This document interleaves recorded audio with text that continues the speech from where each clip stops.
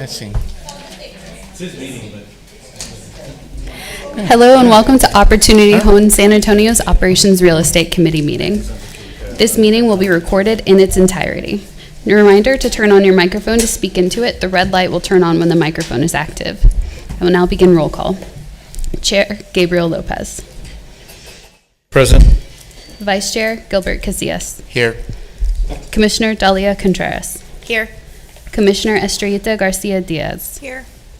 Commissioner Janet Garcia. Commissioner Leila Powell. Commissioner Vincent Robinson. Here. Doug Ponick, Board of Commissioners Attorney. I'm here. President and CEO Ed Hinojosa Jr. I'm here.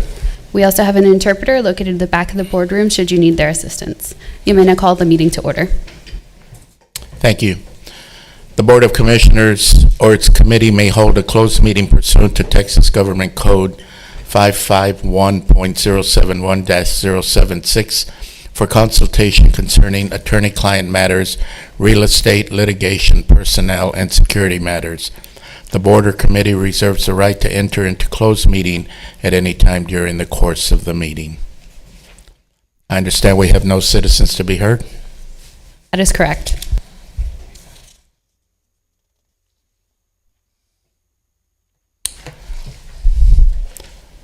Public hearing regarding Resolution 6398 authorizing the amendments to the proposed 2023-2024 Moving to Work Agency Plan, including revisions to the MTW Plan, the Public Housing Admissions and Continued Occupancy Policy, the Housing Choice Voucher Administrative Plan, Capital Fund Program Plan, 5-year Capital Improvement and Development Plan, and the Family Self-Sufficiency Program Action Plan. Sarah? This is the public hearing portion. So in the past, we've done the presentation to explain the amendment and then have done the public hearing. Yeah, that was my bad. So this is a short item. Good afternoon, Commissioners. I am not Richard Milk. I am here in his place. And I'm going to go through the proposed amendments that are out for public comment. First, I'm going to talk a little bit about the timeline and the process. So typically, we bring to the Operations Committee our annual MTW plan in April of every year. And then we submit it, in February, we bring it to the full board for approval in April. We submit it to HUD for approval. And then we implement it July 1st for our fiscal year. This year, we actually just completed our annual MTW plan approval process with HUD on Tuesday. So as of Tuesday, we have an approved FY 2024 MTW plan. But we anticipated needed to make changes during the fiscal year, so we went ahead and started the amendment process, which is an expedited process to add to our MTW plan. So today we are having we're in a 30-day comment period that started on October 2nd. It will last until November 1st. Today we're having a public hearing, and then at the November 1st board meeting, it will come back to you for consideration and appropriate action. Hopefully we can have it submitted to HUD quickly and then address any questions with HUD between now and December for implementation January 1. So again, the amendment process is an expedited process to the annual MTW plan process.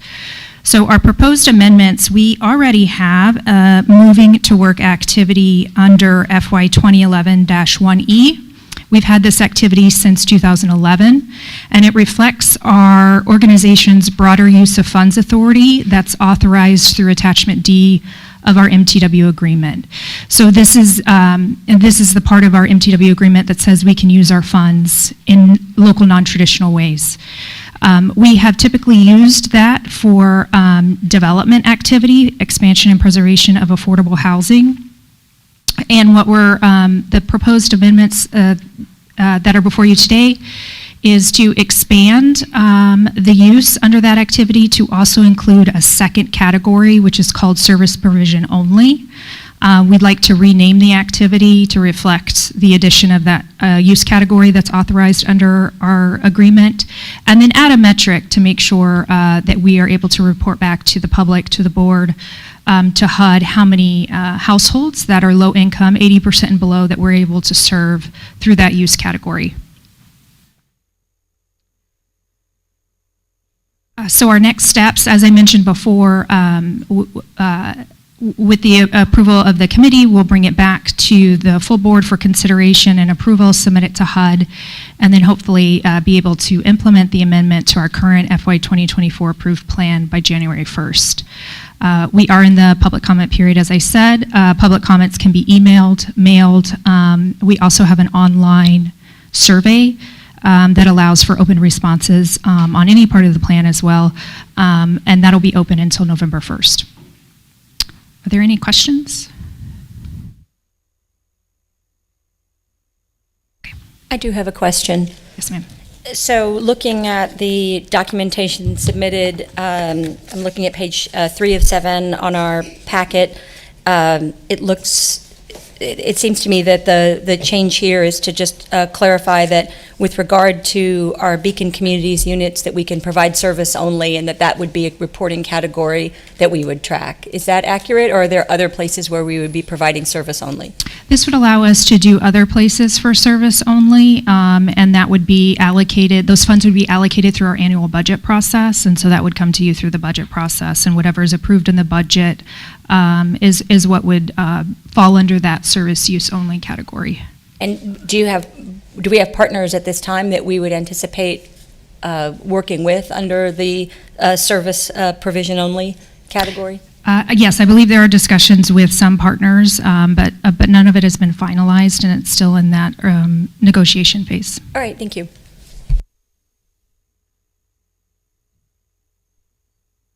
Thank you. So, Doug, at this point, do we need to open up the public meeting? Yeah, if there's anyone in the public that wishes to speak to this, this would be the time to do so. If not, then the board can move on to the next agenda item. No one signed up online.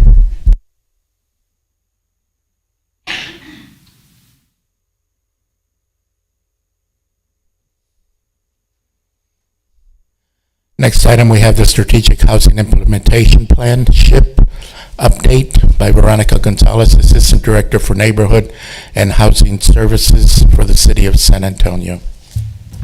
Welcome.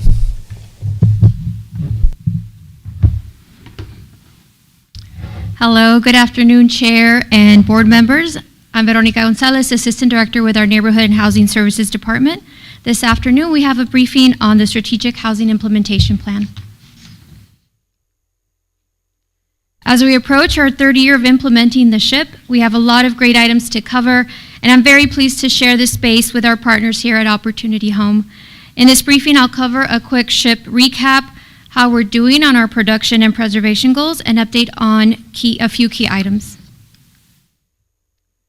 Over 80 stakeholders and numerous community conversations led to the SHIP's development. The SHIP is a shared vision to stabilize households most at risk for housing instability. It defines what affordability means in the local context. It sets new affordable housing production and preservation goals focused on households with the lowest incomes. It lays out a 10-year funding plan and 36 implementation strategies sourced from many different plans and initiatives to address housing affordability. I want to stress that this is one shared plan, and it is being implemented jointly with our partners at Opportunity Home, the San Antonio Housing Trust, and Bexar County. Each partner helped draft the SHIP, and we share the work of implementation as we work closely with nonprofits and other community groups. Our local understanding of housing need is shaped by homegrown reports and many initiatives, including Homeless Strategic Plan, the SA Tomorrow Initiative, SA Ready to Work, the Housing Policy Framework, and many others, as you can see on the screen.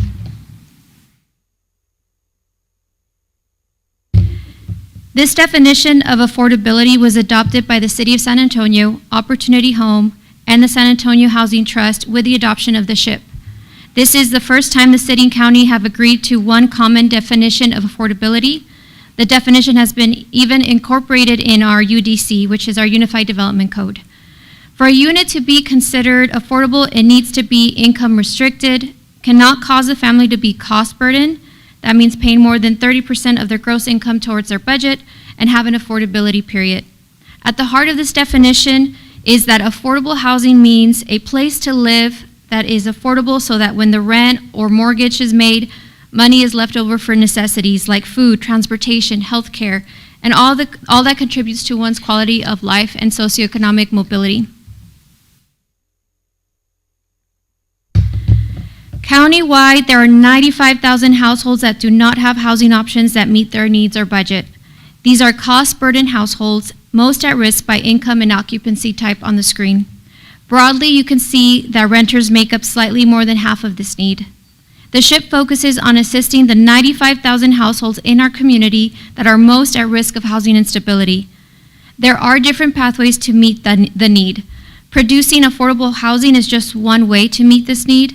Some households may need help increasing their income through job training or getting access to public assistance such as vouchers and public housing. Other solutions might come from the private sector like accessory dwelling units. Out of the 95,000 cost-burdened households, the remaining 28,000 households most at risk become the goal for preserving and producing affordable housing. This includes 1,000 site-based, permanently supportive homes for people exiting homelessness. The SHIP breaks this number down by production and preservation, as well as by AMI. Half of the homes produced or preserved will be for households with incomes less than 30% AMI. These targets represent new production and preservation goals for the next 10 years. So how will we pay for this? Meeting our housing needs over a 10-year period will require over $3 billion in funding, including $1 billion of local resources. The 10-year goal can be achieved using a variety of layered funding resources.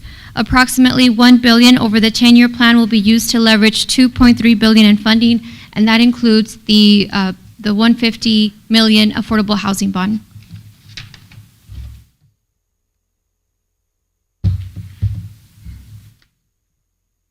We've been really busy, so happy to report we've made a lot of progress towards our 10-year SHIP goals. We look at implementing the SHIP and all 36 strategies, and the important thing that we continue to come back to is tracking the progress against these 10-year goals. We have a goal of producing and preserving just over 28,000 homes in our communities over this time. Today, we are almost at nearly 17,000 affordable homes that are in the pipeline, and we have over 3,800 homes that have been completed. So lots of progress here. And as we continue to work with our partners and across several different initiatives, we'll continue that momentum. Together, a team of stakeholders crafted 36 strategies with 5 different focus areas as part of the SHIP. These include developing a coordinated housing system, increasing city investment in housing, increasing affordable housing production, rehab, and preservation, protecting and promoting neighborhoods, and ensuring accountability to the public.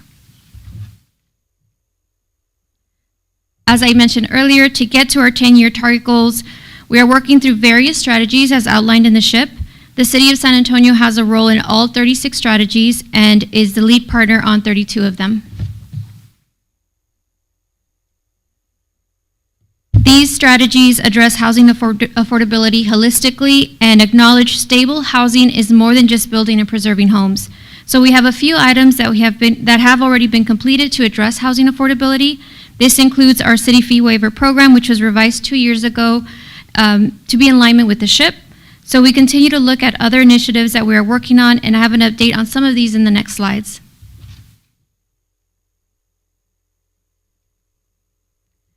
We continue to make progress in Operation Rebuild, which was started last year. We are learning a lot in this pilot program. It is a 2-pronged approach, working on what is going on inside the house with the family, just as much as the rebuild that needs to happen on the outside. City staff is taking a trauma-informed approach and a lot of trust building, which has been very important to restoring relationships between staff, homeowners, and the community. We have aligned our communication with social workers and code staff as they're doing their job. There are a total of 5 houses as part of this pilot program, with most under construction, so we are definitely making good progress here on this pilot program. Another SHIP strategy is increasing accessory dwelling units. Once the amendments passed through the UDC working groups, working groups were quickly identified, both internally and externally. We are also looking at incentive packages and permit-ready plans for the community. Education and outreach into the community to address what ADUs mean to communities is also important, and potential policy changes. One of our stakeholders received an ARP grant that focuses on building awareness and soliciting high-level input on ADU designs from the community. So we are happy to be a partner in this through in-kind support as they roll out their ADU advocate workshops and design competitions for the community to participate in. Something that our department has been working very hard on is a SHIP strategy to help homeowners reduce tax burdens. This is our property tax help campaign in collaboration with Bexar County Tax Assessor, Bexar County Appraisal District, and legal aid partners. We hosted 18 citywide sessions. We provide information on how to protest property taxes on your own if you're a homeowner, and one-on-one direct assistance from legal aid partners to help homeowners file for homestead exemptions on site. Every single event has Spanish and ASL interpretation, and they were very popular this year, and we look forward to launching this campaign again next year. The SHIP has strategies that call for increasing awareness of the rights and responsibilities of tenants and fair housing laws. We know that a lot of people care very deeply about this issue, and we engage several stakeholders for their support in a resolution supporting renters' rights and responsibilities, which was passed by City Council in May. The resolution consolidates and affirms existing tenants' rights that fall under local, state, and federal law. We also updated the Notice of Tenants' Rights to be more reader-friendly and distributed education materials through renters' rights power hours and several outreach events. This fiscal year, we are working to launch a tenants' rights campaign again with new informational video series, more renters' rights workshops, and even quarterly sessions focused with landlords. Speaking of community, we also had our first SHIP event in January in District 5. It was held in partnership with Opportunity Home, the Housing Trust, and Bexar County. We had over 250 attendees and 109 volunteers across multiple organizations, combined with a resource fair with 30 partners. We also had panels and workshops with many partners that talked about SHIP, progress, and where the community was also encouraged to ask questions and engage with staff, partners, and community. The second SHIP event will be at Sam Houston High School on January 27th in coordination with our partners. It will be a Dream Week event and will have a mix of exhibition-style information, panels, and a resource fair again. The goal of the whole day is to continue to share resources, engage in conversations about the successes and challenges since the adoption of the SHIP. We are proud of the work that we've done together, and I look forward to working together to continue to transform our city and ensure that everyone can have a place to call home. That concludes my briefing, and I'm available if you have any questions. Anyone have any questions? Mr. Committee Chair, I would just like to say Veronica and NHSD have been a great partner. We've not only partnered with them on the SHIP, and the SHIP group meets once a month. We met last on Friday to update each other on the progress we're making. We've also partnered with them in other ways. For example, there was a property last year that was decided to move out the Section 8 residents, and they were a great help in helping provide relocation assistance and other resources to our residents with vouchers that were looking for new homes. Also, I wanted to point out that the data that we used to arrive at the SHIP estimates was pre-pandemic numbers, and so we've had a discussion. It's very likely that the situation has changed since the pandemic started. We know our wait list was 35,000 families before the pandemic, and now it's about 97,000 families. So we believe the need has grown tremendously, so there's going to be an opportunity to refresh the SHIP in the near future, I think, as well. Thank y'all for helping us with that too. So we've encouraged staff to continue with that collaboration. Thank you. Thank you.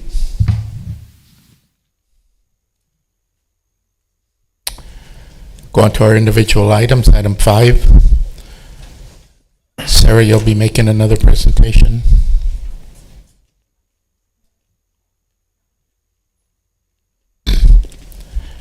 So was it the same thing that was in the public hearing? Okay. Okay. Then we'll move on. That's the same presentation. Okay, thank you. Move on to item 6, consideration and appropriate action I think regarding... you need to take action on that item, sir. It's a voting item Oh, at this that's point. right. Yep. Do I hear a motion for item number 5? With no other questions, I make the motion to move that consent. Do I have a second? Second. With a motion and a second, all in favor, say aye. Aye. Any opposed, same sign. Motion passes. Item number 6, consideration and appropriate action regarding Resolution 6399, authorizing the expenditure of additional funds for temporary and contract personnel services for an amount not to exceed $750,000. George Ayala, Director of Procurement, and Janie Rodriguez, Assistant Director of Human Resources. Good afternoon, Commissioners. We typically operate with 6 staffing agencies to cover all of our staffing needs. 3 of the agencies that we rely on for service didn't reply to the last RFP, to the most recent RFP. However, they've notified us of their intent to respond to the next one. But we have to maintain our operational needs, and we need to maintain these relationships, and we need the funding. So George will explain further the procurement process for this. Good afternoon, Commissioners. As Ms.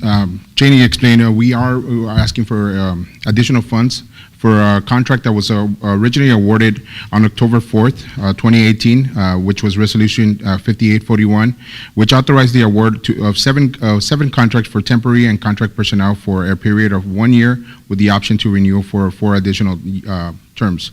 The board approved the term, which expired on October 4th. At the conclusion of this term, we did have a couple of employees that were under this contract, so we actually are asking to allow us to expend more funds beyond the term of the contract. So in order to meet the ongoing needs of the organization, we utilized the contracting officer's approval authority, which extended the 3 contracts for this service throughout February 15th of 2024. Like as I mentioned, we currently have 25 temporary employees working at the organization through these agencies. The contract extensions allow for the time required by the agencies, which varies from 480 hours to 520 hours to convert the individuals from temporary employees to full-time employees. We are requesting your approval for the expenditure of additional funds in the amount of $750,000 to cover the contract's extension period and to bring in temporary employees as needed. Okay. The financial impact, we are requesting the $750,000, which this award includes temporary and contracted personnel services.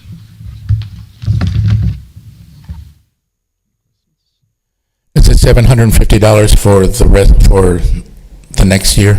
So we have, we're just asking for $750,000 to cover the remainder of those contracts. And in case we do need any additional, to hire any additional employees, we do have a contingency amount included in that.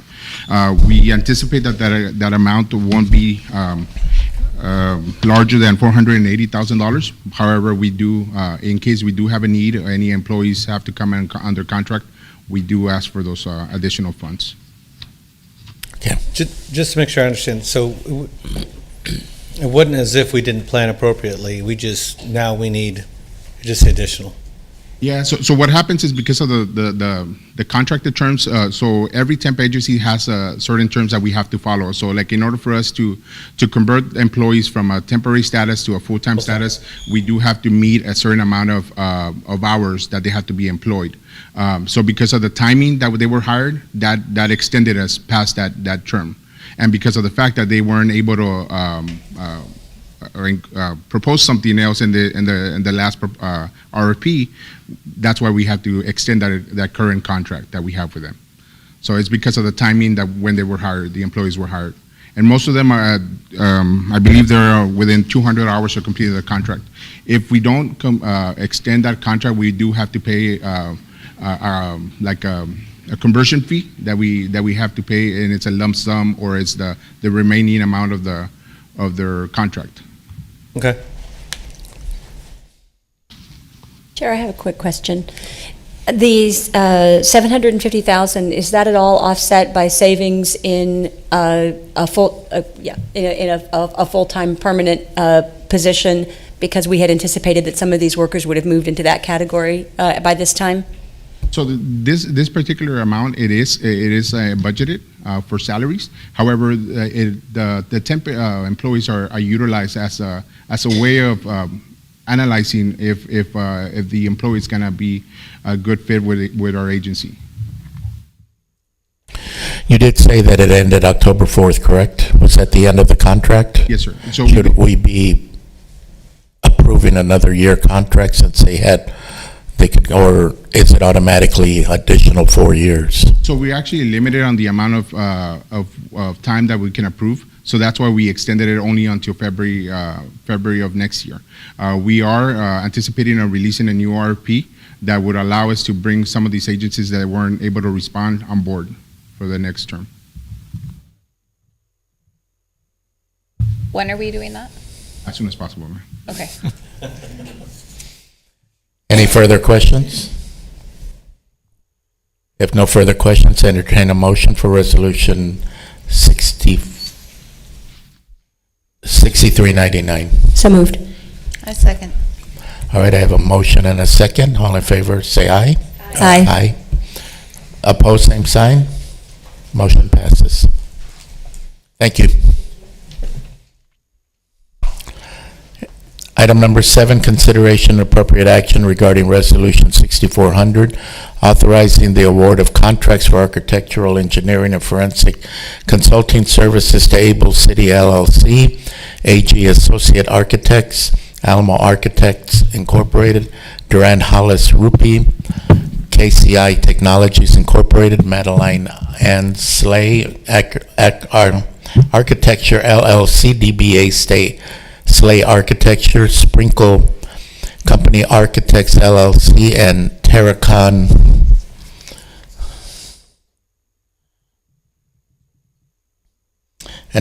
Consultants not to exceed an annual cumulative amount of $3 million for a period of 1 year with the option to renew up to 4 additional one-year terms. George Ayala, Director of Procurement, and Hector Martinez, Director of Construction Services. Thank you, Mr. Chair. Good afternoon, members of the committee. This item is a request to enter into multiple agreements with different consultants. This is a mix of architectural firms and engineering firms for on-demand access to these design consultants as needed agency-wide throughout the year. So, as you know, it's critical to have access to these design professionals that help us through the different stages of planning and designing and executing construction projects. So this is critical to continue our capital planning and executing the capital plan both in public housing and in Beacon, as well as our new development activities. So we will be utilizing these contracts as needed. We typically, when we identify a project, we reach out to procurement. A brief conversation takes place over which firm makes the most sense to use for that particular project, whether it be an engineer, whether it be an architect, and any that have particular expertise or perhaps intimate knowledge of a particular building or project that makes the most sense with.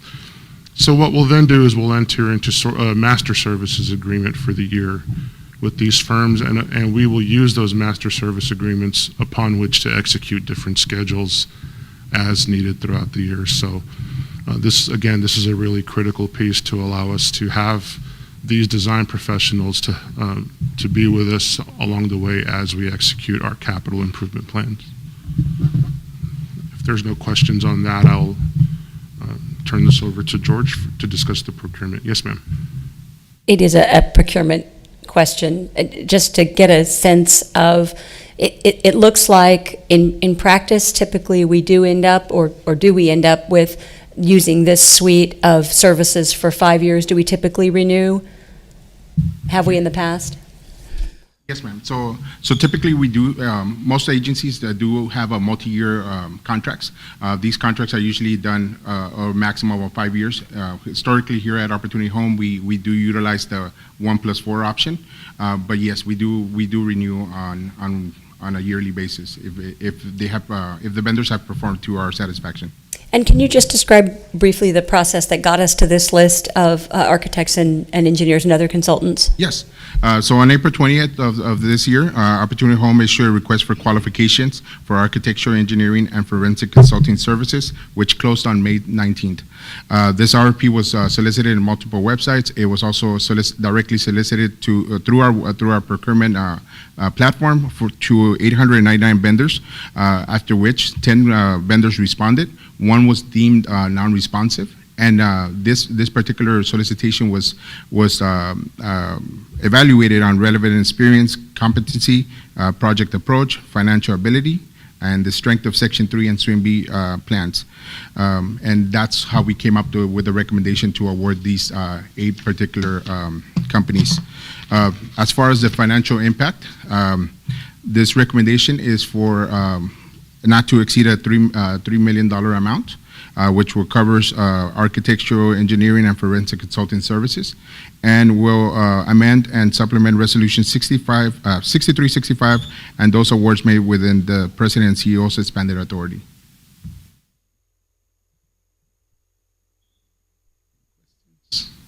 Chairman, I have one more question. Just to clarify, the forensic services would be in the case that we were concerned about a particular aspect of a structure and we're looking for someone to help us understand whether there are engineering or architectural issues or problems that we're observing and how to address them.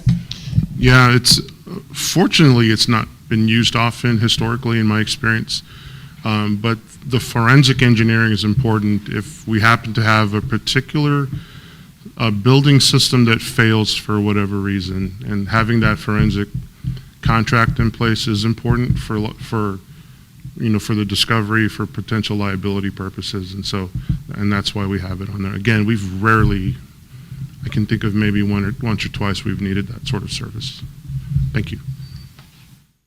I have 2 quick questions. On the scoring table, what does financial ability mean? So the financial ability part is just making sure that that they're financially be stable. We do look at the taxing documents or anything that they can provide us so we can evaluate their performance in the past.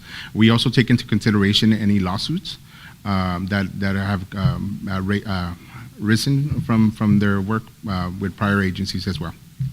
That's the only thing I noticed on the table that, there's, for the most part, each column, there might be 5 points from, but, considering the cut scores on financial ability, some of them having a 5, I just wonder, how at risk, how concerned are we in getting anyone that's that far away on a 10-point scale?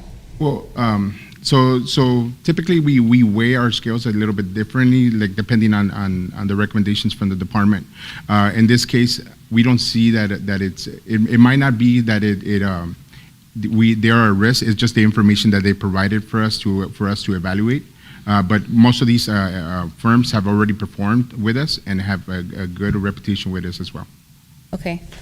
And then just language purposing, because these are on demand, as needed, it's basically like a list of approved vendors. A contract means you're on a list of approved vendors. It doesn't mean you've been awarded a contract they're not committed, right? We might tap you in for a contract, we might not. Yes, ma'am. And they know that. Yeah. Exactly.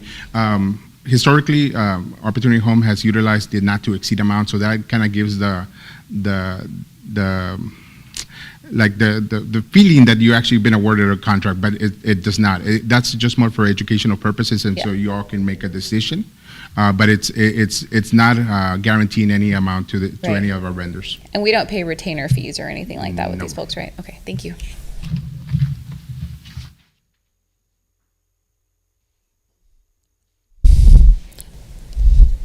Thank you for asking about retainers. That was my next. Any other questions? If not, I'll entertain a motion. I'll make the motion to approve Resolution 6400 to move to consent. Second. We have a motion and a second. All in favor, say aye. Aye. Aye. Opposed, same sign. Motion carries. Now we'll move into our discussion update items. Update and discussion regarding the fiscal year 2022 MTW report. Sarah?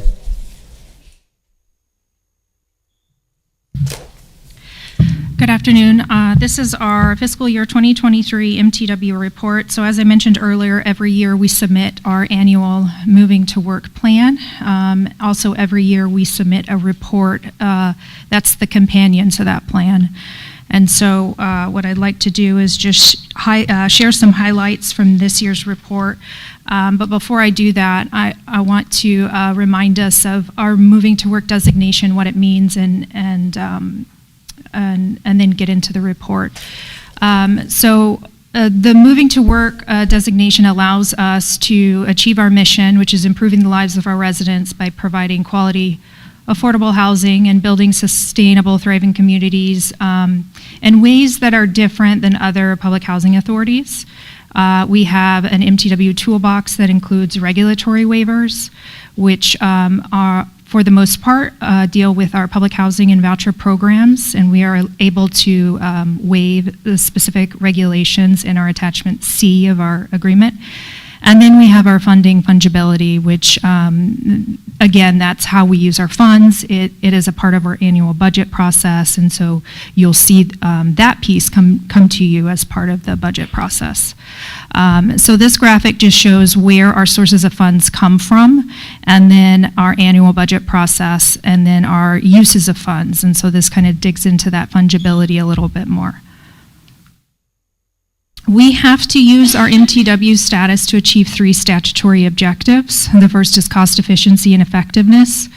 And that's really about, using the dollar wisely. These are federal expenditures, and we want to make sure we're using them in a way that's cost effective and efficient.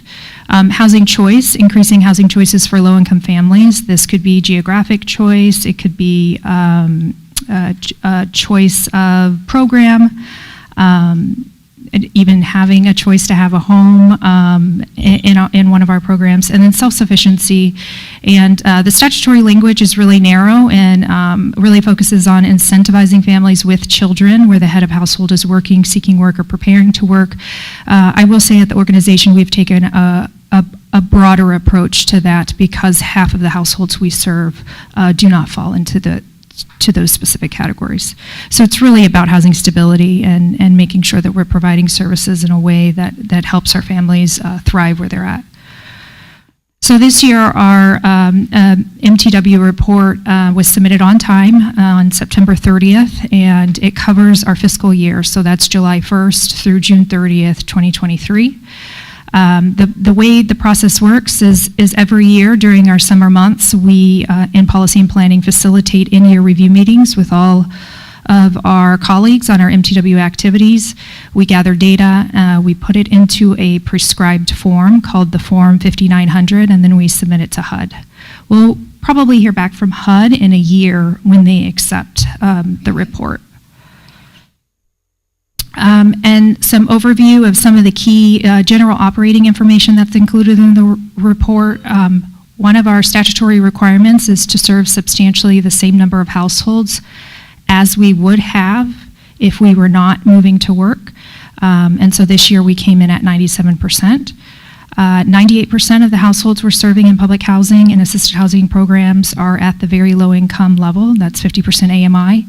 And 89% of our new admissions into public housing, assisted housing programs, and our local non-traditional programs are very low income. Inventory changes, we didn't have very many inventory changes, none for public housing. We were able to add 70 fair share vouchers to our MTW voucher inventory. The biggest increase in our inventory is actually our local non-traditional units, and this is a reflection of the investment of MTW funds that the organization made at our Beacon properties.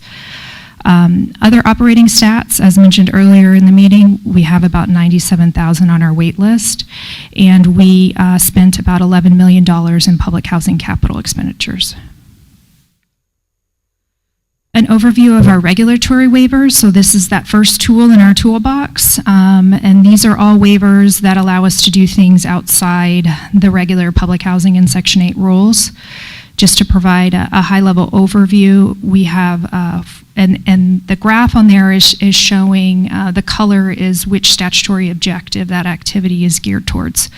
So we have 4 activities on track, which is defined as meeting their benchmarks. 7 are behind plan, so they're meeting some of their benchmarks, but not all. We don't have any off track, which is good, and we're closing out 2. We're in the process of closing out a third one, and then we're preparing to implement one at our new development, Snowden. And then we have another waiver that we keep on the books, but we typically don't need to use, and it has to do with our fair market rents. Those haven't gone down in a while, and that's what that waiver's for. So some of the big picture challenges that we faced in our MTW activities and kind of explains why we might be behind plan is a lot of our activities are about housing choice, and so when we have a low voucher utilization, that typically will affect some of our boutique or our smaller programs that we have with partners. But we're already seeing those lease-ups increase. Low voucher success rates, a little bit longer search times in the market, which is one of our metrics of success. And then we've also had some elevated error rates in file processing. But again, we've talked about those. Those are kind of not issues specific to the MTW waiver.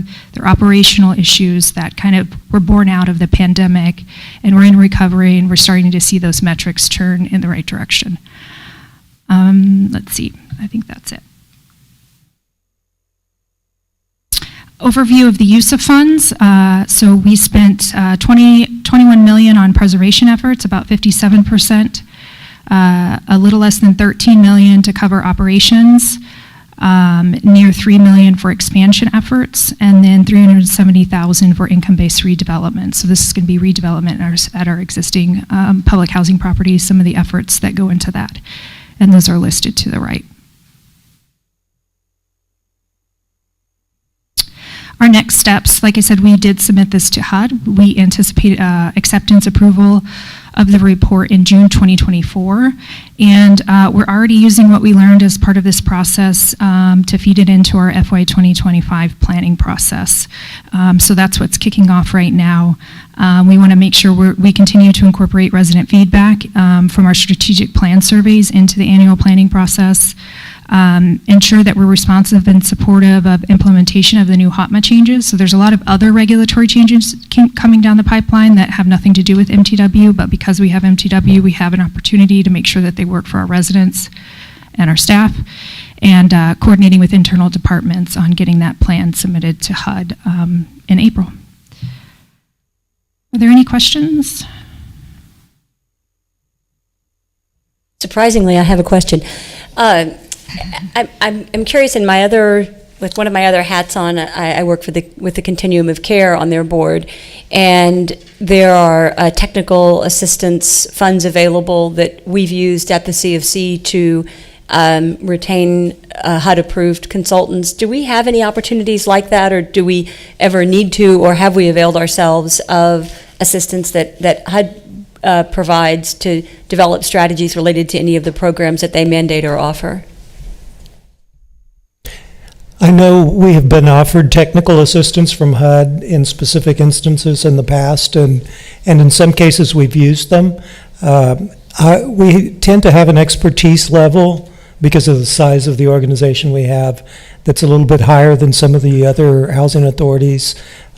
So oftentimes we rely on inner resources to do that work, but it is available to us, and we have used it in the past. I think next month, in November, HUD is going to have a small team here, and I'll be meeting with them and several other people as well, talking about what's called a fair cloth to rad conversion of some of our units. We have 1,700 units that are housing units that are not attached to housing, and so we want to explore all the possibilities for being able to convert those into housing units in the near future. That's helpful, thank you. And I do just want to add a little bit. It's not the formal technical assistance from HUD, but we are one of 39 original MTW agencies, and so we're part of the MTW collaborative, and we have monthly calls, and we have working relationships with our counterparts in other parts of the country, including some of the agencies who have been doing MTW for a really long time. And so I know in our department we often will call on them and use them as a resource when we're looking at move to work initiatives. I appreciate that, thank you. On the, I know you had 2 out of 7 behind plans. I'm just curious on the one recertification process where it says continue to see elevated error rates during recertification file processing. What's going on with, and why is that happening with there's estimated savings over $500,000 due to 3-year recertification schedules, but continues to see elevated error? Yeah, so that activity, so typically under HUD rules, we would have to recertify a family every year. Through Move to Work, we only have to do it every 3 years.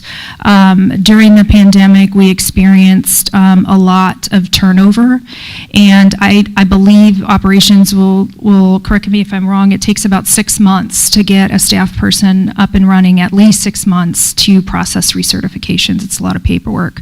And so I think it was a combination of a lot of turnover, a lot of new staff, upwards of 70-80% all new staff trying to learn these new processes.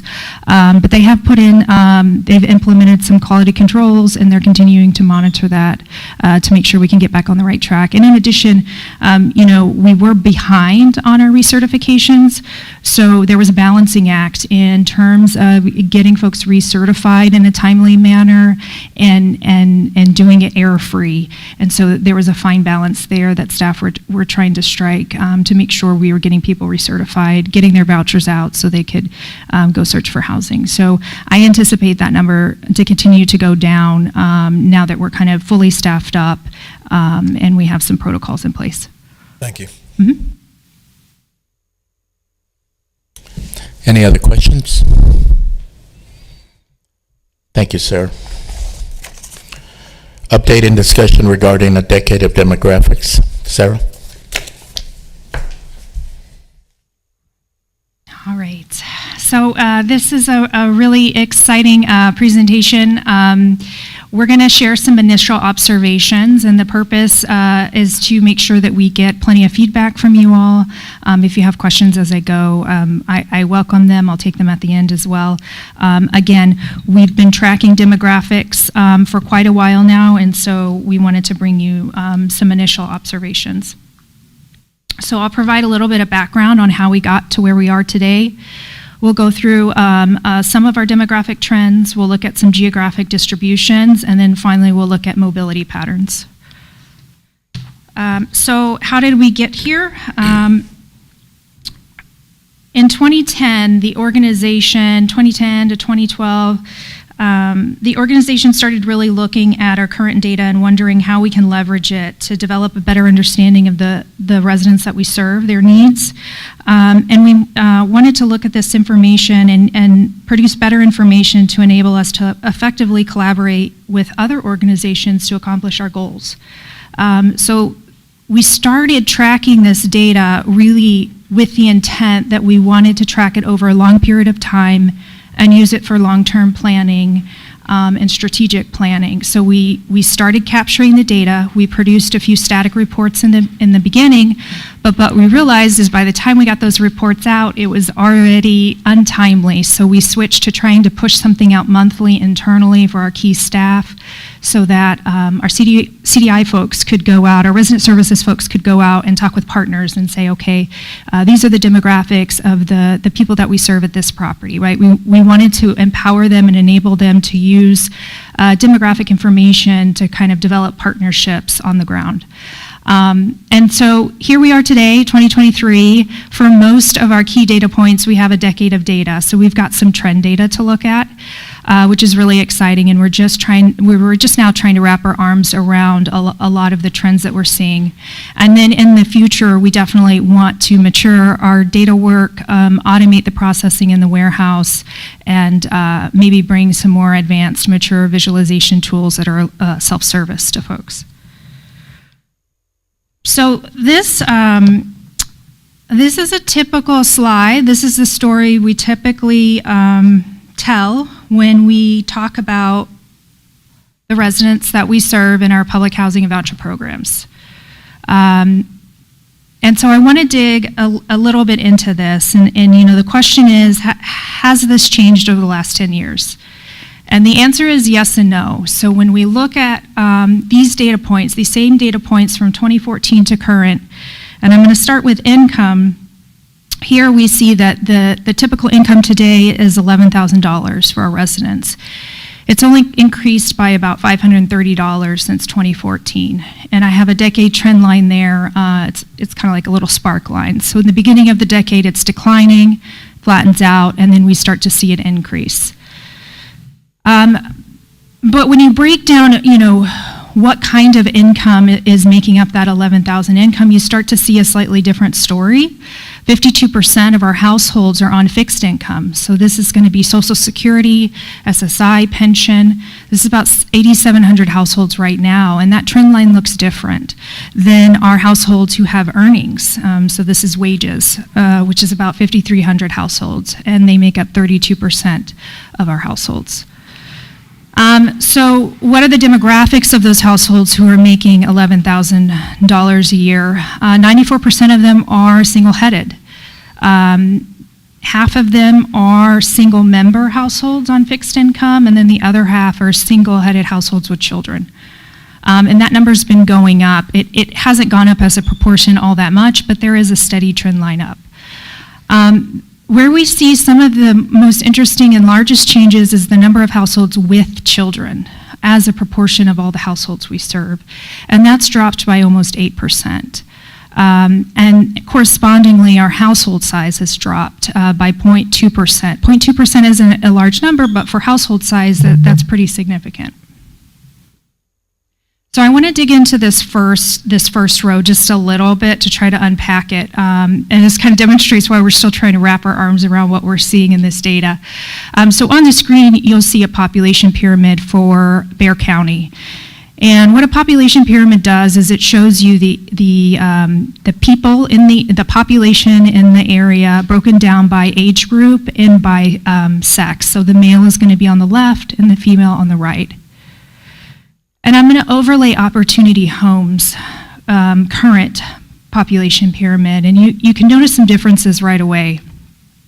And the key difference is that the resident population that we serve does not have the same composition as the county.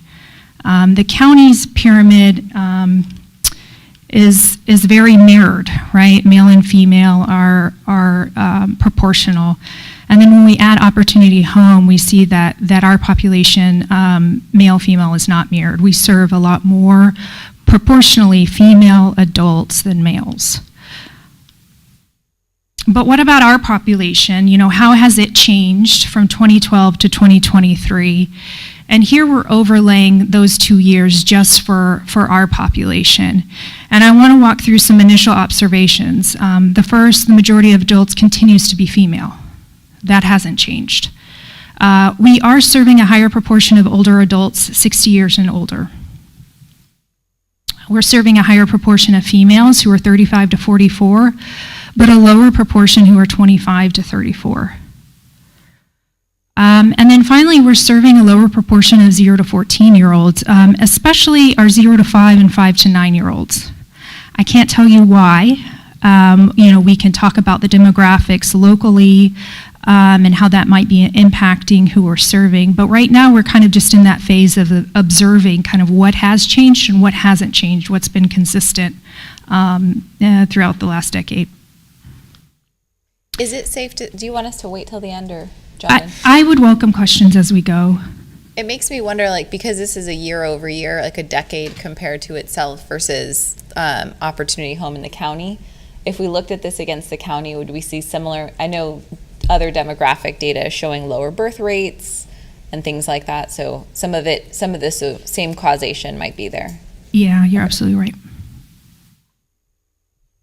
On that same note, have we seen a change in the average length of tenancy? We have. And I don't have that here, but I can tell you it's increased. And part of that, though, is we had an eviction moratorium and a pandemic, and so a lot of folks stayed put. But our tenure it's been increasing since I've been here, so the last 12 years.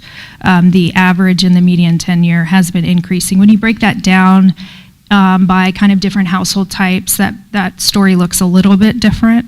Our households who do not have anybody older, 62 years and older, or with a disability, they tend to stay in our programs a lot less than those who are older or maybe have a disability. I would just be interested to see if mothers with children, the children are aging out and the mothers are staying.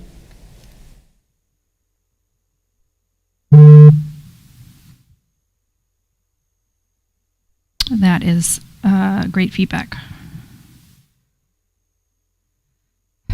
So now I'm going to dig into the bottom part of the typical story that we tell and see if we can unpack that a little bit more. And here we're showing the San Antonio, New Braunfels metro area median income. This is the income amount that HUD uses to do program eligibility. And then we've also overlaid our public housing and AHP median household income. And then we've calculated a percentage. And a few observations we want to point out is local area income is increasing. So it was at 61,000 and now it's almost at 89,000. Our resident income is not increasing. And I want to be clear that we see people cycle in and out of our programs and in and out of our metro area, right? So this isn't a reflection of individuals, it's a reflection of the population as a whole at each of these years. And then our resident income as a percentage of the local income has decreased by 4%. So that $11,000 median household income does not buy as much today as it did in 2014. And the gap between our local area median income and our resident income has just grown over the last 10 years. So if I could add something on that chart, Sarah, I just want to mention that I think the general public doesn't really understand the tax credit rents and how they're calculated, but the tax credit rents are based on the area median income. And since that continues to increase, that means the rents at tax credit properties continue to increase. So that doesn't really address the need for the 97,000 families on our wait list, which are really needing income-based housing, particularly if they're in the 11,000 per year average income range.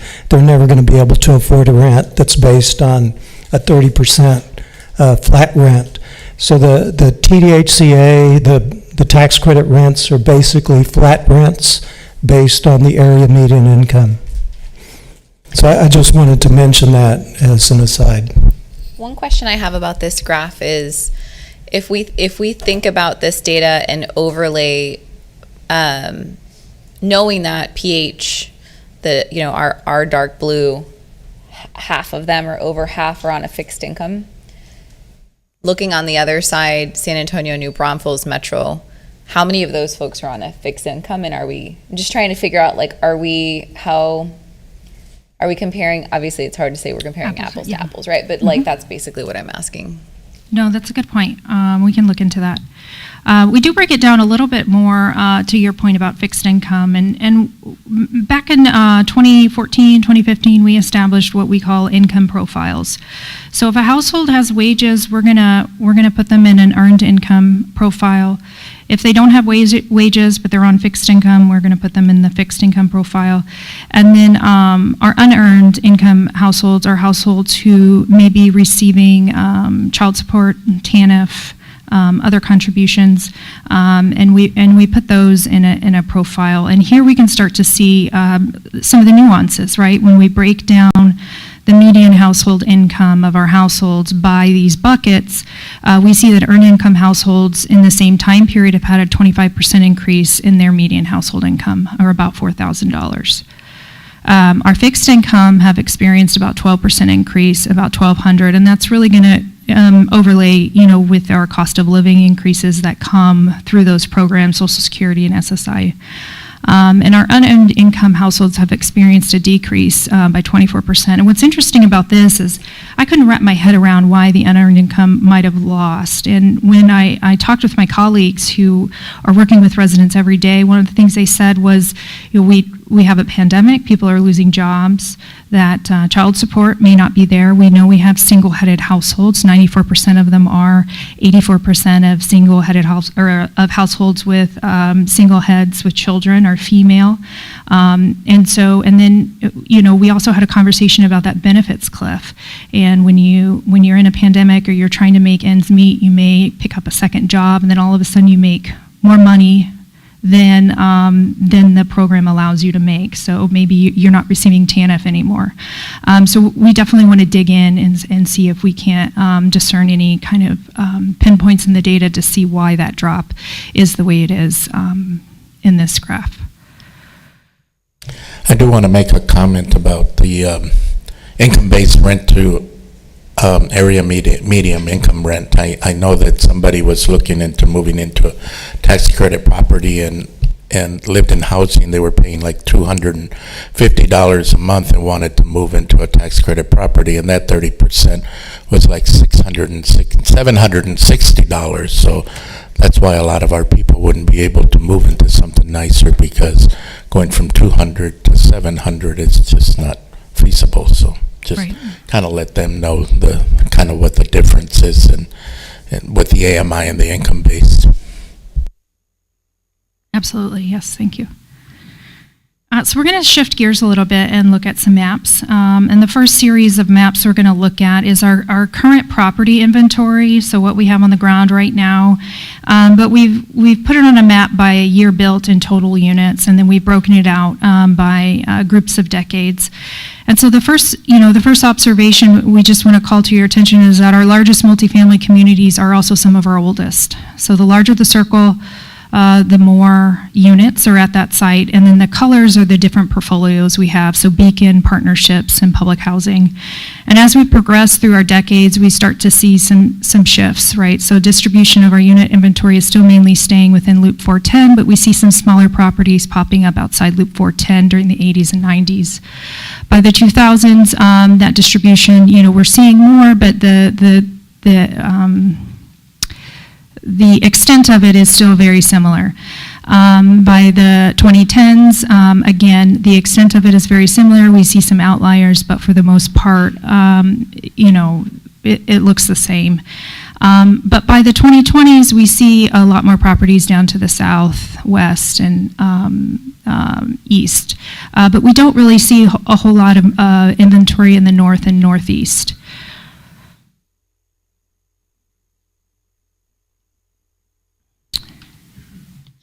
Are there any questions about that?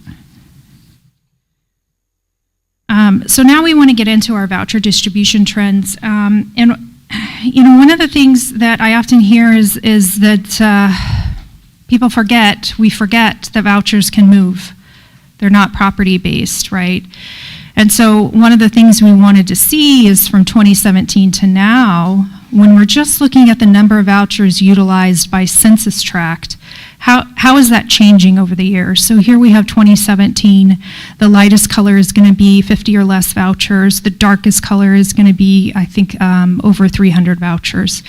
And as we go through year by year, you can see the colors changing, and you can see the tracks shifting gradient of blue.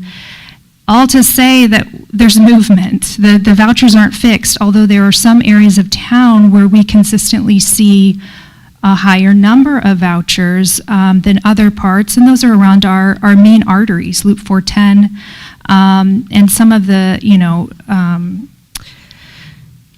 some of the areas are consistently dark throughout all these time periods.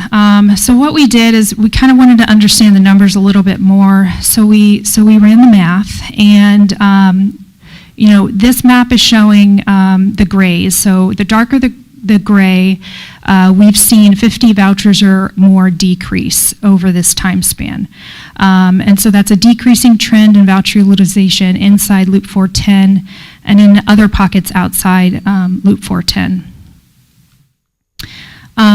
In the blues, the darker the blue, we're seeing more vouchers there, 50 or more increases. And these increases, these trends, we're seeing outside Loop 410. Here we've overlaid Opportunity Homes properties that we've put in service since 2017, which is the span of this data set. And so we see some overlap, but it can't explain all of the voucher increases, right? So what if we put all tax credits on the map, and what does that look like? And here we see a little more, spatial match, but still it can't explain all of the increases in vouchers. The decrease in vouchers, is that because they're moving to other areas or they're not using their vouchers anymore? Both. It could be. It could be a turnover of the unit, or that person with the voucher has gone elsewhere. But either way, there's no voucher being utilized at that location anymore. And so here we kind of bring it all together, and we really wanted to see areas. So we're using a threshold of 10 here, and again, the blue areas we have an uptrend in the math, and then in the gray areas we have a downtrend in the number of vouchers being utilized. And then we've outlined some of the areas that we've seen at least 10 new vouchers since 2017. So it's a slightly different way of looking at the same data. Is there any possibility that some of these increases do correspond to increased outreach efforts? I know that we in the city have partnered with and attempted to partner with a range of folks, including the San Antonio Apartment Association. And so are any of these correlated to any of those efforts? That's a great question, and it's something that, just intuitively, I would say probably. We've also, we implemented our small area FMRs during this time period, so we did have a lot of engagement with our landlord partners and our community advocates. The other thing we're talking about, every time we break ground on a new property, right, that's advertised. And so, I think there's a lot that we can dig into and try to wrap our arms around this in terms of kind of zeroing in, right, zooming into those census tracts and looking down at the, is it a bunch of multifamilies that have opened up, or do we have a lot of investors buying up single-family homes and renting them out in a neighborhood, right? Those are the kinds of questions that we want to ask and see if we can't answer with this data. I would really love to see some of this data overlaid with the small area FMRs where there have been increases and decreases, to get a sense of whether that's driving, partly because I think that could help us understand, did we just force people to kind of move around as a result of this policy? Or did we offer folks more choice and a better fit? Because I know we didn't create that I know HUD created that policy context. I meant we in the sense of the greater republic.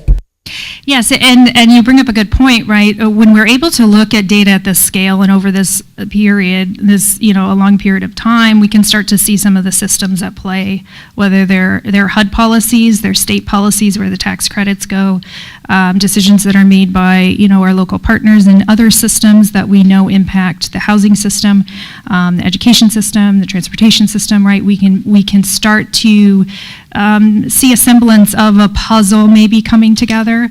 And so that's what's really exciting about digging into this. And to your point about moving, the last piece of this is kind of taking, again, an initial look at voucher mobility patterns in the same period of time. So when you get issued a voucher, you move into a unit with your voucher, and then after a year, you can move. And so we're really looking at moves that happen after the voucher holder's been in place for a year. And so we looked at it across the city, and on the map, you can see the outline is the city limits, which is where most of our vouchers are utilized.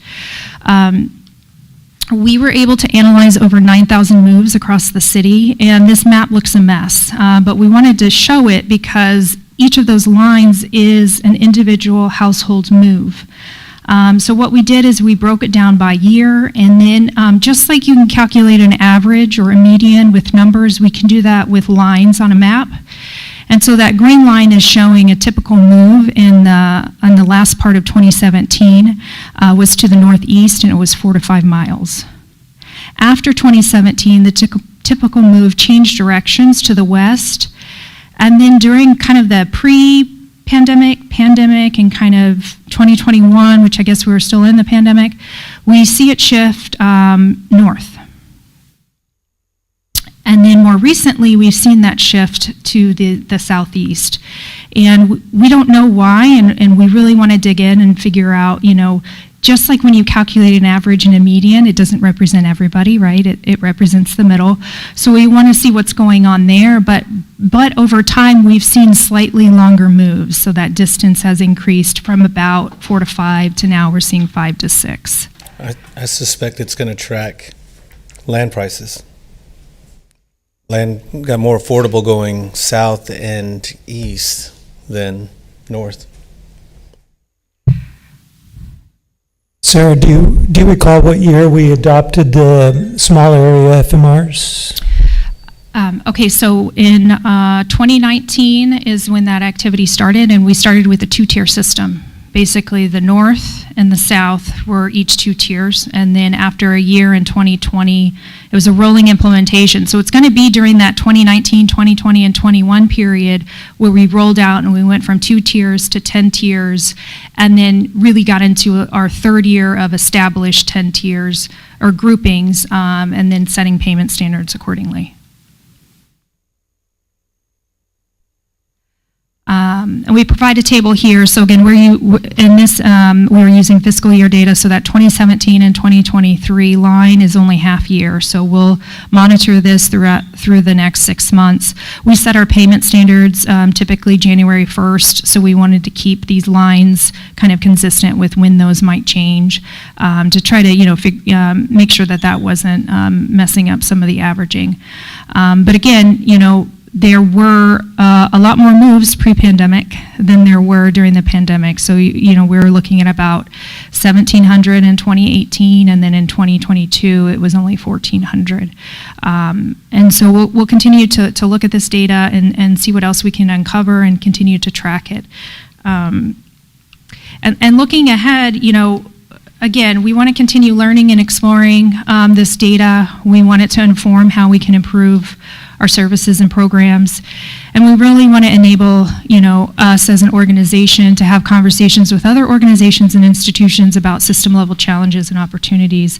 And so I welcome any feedback. I've taken copious notes during this conversation. If you can think of anything else that you'd want to see us dig into, we'd love to hear it, and I would love to answer any questions you may have or take any additional feedback.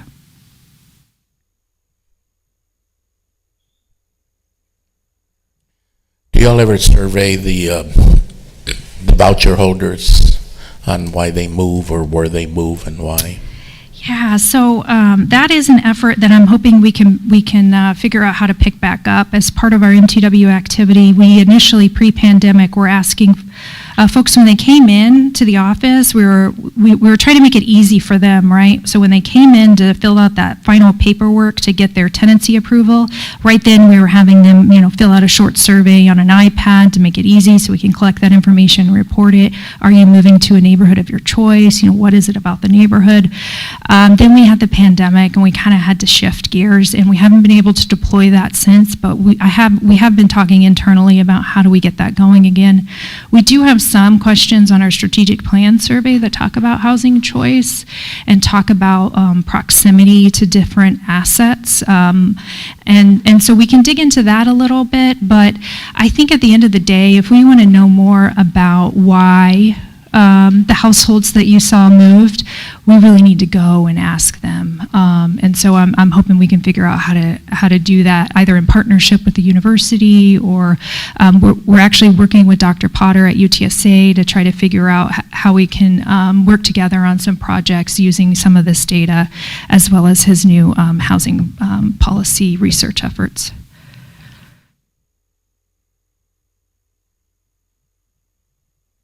Any other questions? No, thank you, Sarah. Thank you. Next, we have item 10, an update and discussion regarding equity, diversity, and inclusion. Janice Briggs, Director of Diversity, Equity, and Inclusion. Hello, Janice. Good afternoon, Commissioners, and those who are joining us online.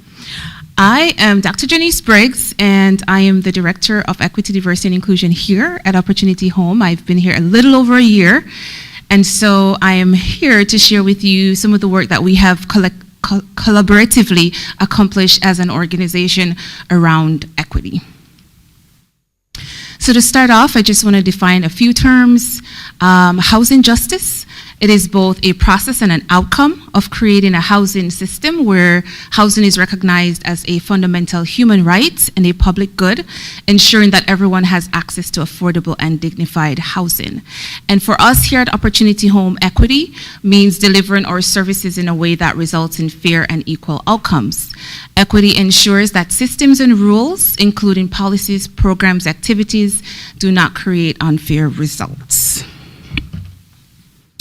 I am housed in the Policy and Planning Department, and so last fiscal year as an organization, we were trying to decide how we are going to operationalize equity. What does this mean? So there is a lot of learning, discussions, etc. And so we developed a framework, an EDI framework. We have also worked on an equity scorecard and strategy map for the organization. We're also using the theory of change to inform our work, so we're putting together some logic models to see how change happens over time, what you can expect in the short term, medium term, and long term. We have intentionally set aside some non-quarterly leadership workshops and presentations, not only just to our leadership, but we've also brought on speakers externally to speak with our staff. For example, we had Dr. Drennan talked to us about the history of housing in San Antonio in the spring, it's different fiscal year, kind of get confused a little bit. And we've also have begun some process reviews, some equity policy reviews, and developed an inclusive community engagement guide. And so we are race explicit, not race exclusive, because it's always race and something, race and gender, race and national origin, etc. So ensuring that all people experience well-being in a just society regardless of their racial or ethnic identity. And looking at this at the individual level, we want to ensure that a person's identity is not predictive of their day-to-day experiences and life outcomes. And for us at Opportunity Home as an organization, an employee's identity is not predictive of their ability to join our organization, to be developed here, to feel that sense of belonging, to succeed in the organization, to progress and be respected in the workplace. And at the community level, the community's culture, its systems and structures facilitate the thriving of individuals from all identity groups. And so we have tweaked and adopted this framework from the University of Wisconsin-Madison, looking at a three-legged stool, so to speak. How do we change the narrative? There's so much narrative about the families that we serve folks who are on public housing, narratives about our organization as a whole. How do we change those narratives and reduce those stereotypes and preconceived notions? And change individuals' minds, right? We all have our biases, we all have our behaviors and our beliefs, and what does the process of learning look like for our organization as we embrace our new values of equity, compassion, and excellence? And then the rules. How do we reform inequitable systems by changing the rules? I was in the policy and planning department, but this is a part of the equity strategy map that we have. Our ultimate goal is that residents live in neighborhoods that benefit from equitable investments across systems. So, we are in this ecosystem. We need housing, we need transportation, our families needs education, healthcare, all of these systems. And so we have three stakeholders. We have the residents, we have our employees, and we have the community. And so we want residents to be aware of and understand equity and how it impacts them. And we want residents to live in units that are designed for accessibility and aging in place. For the employee standpoint, we want our organizational culture to reflect and advance equity, and then also that our performance evaluations, our policies, and our processes are equitable. And at the community level, we want to be known as an equity leader locally and nationally. And this is a living document. It's not, it's flexible. We can change and adjust accordingly. So these are just some early successes and policies that are underway, or policy and overhousing in relations to changing family composition. We have equity impact analysis framework that we have added to our MTW. That's going to be hopefully be implemented in 2025. Or bridging the digital divide, right, and creating accessibility, digital literacy for our families and the community that we serve, criminal history background screening policies, embedding equity into our HCV waitlist, etc. We have an internal work group that's called the JEDI work group, and because we cannot do this work alone, we need each other, so we have a representative of all departments on the JEDI work group, and this last fiscal year we met monthly, and we worked on several things. This is a cross-functional action team. We worked on the employee handbook, which is the largest policy document for the organization. We have an intranet, a JEDI Cafe, the inclusive language guide, have put together a communications plan for the organization, having all the different insights and perspectives at the table to help with the decision making. Also, for the first time, the organization has added some proposed equity goals in their business plans, and we have over 80% of our departments that have added an equity goal for fiscal year 2024. So that's exciting. And my clicker isn't working. Can you advance the slide? Thanks, Devlin. And then for the new hire orientation, we have added a values orientation component to it. We have ongoing Racial Equity Institute trainings that talk about, the history of institutional systemic inequities in the United States, and this is open to the public as well. We've had several commissioners who have taken part in these trainings. We had a session on affordable housing challenges for people of color in San Antonio. And we have these are just some upcoming things that we have in the pipeline. And this is just not an exhaustive list, but we don't have all afternoon to talk about the things that we've been doing as an organization. To go back to some of the leadership workshops, just to highlight some of the things that came out of these workshops. Again, we have different experts came in to talk to us about different things, having a discussions about it. Focus on educating and building awareness came out of the retreat that we had last fall to establish equity mentors to support current employees and review the hiring process to prioritize diversity. Evaluate individuals based on their personal characteristics rather than group affiliations, revise the HR process to implement a blind approach. Again, these are just some things that came out of some of those sessions.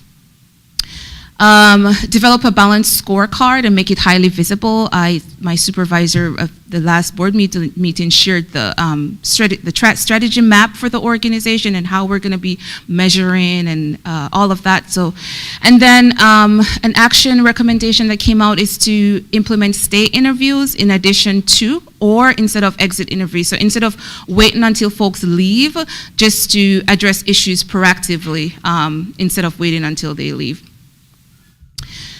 We had a Dream Week event, Advancing Equity in the Housing Sector. We had Gonzaga Medical Group, we had Tacit Strategy, myself and Kristen, and also Misty from the Y. The goal is to establish a local equity alliance. So with organizations in the community, we have mutually aligned goals. How can we establish an equity alliance? What does that mean for our organization and the families that we serve? We also had a speaker from Every Texan came to talk to us about operationalizing equity, operationalizing racial equity leadership to support diverse teams. And so these are just some of the key takeaways that came out of his discussion. And then an action to implement change to our driver's license requirement on job applications. That also came out of the JEDI team. So just looking at our job applications and ensuring that we're not unintentionally weeding out folks because of the wording, how things were listed, etc. Some partnerships last year that we've established. We had myself and Diana and some members of her team. We attended a budget equity tool workshop with the city of San Antonio, and going to bring them back this fiscal year to talk to even broader group. Myself, along with the director at the YWCA, we co-presented at CLAFA in May, looking at the intersectionality between housing and the wage gap. And as I mentioned before, we want to establish a local equity alliance. I'm also part of the YWCA business cohort, but I'm also a part of the National DEI Housing Network. CLAFA also has put together a racial equity work group. So again, this is not an exhaustive list, but collectively, collaboratively, as an organization, we are advancing our core values. This is just a budget equity tool. And just some pictures from DC presentation. We had Dr. Drennan come and talk to us about, again, the history of housing in San Antonio.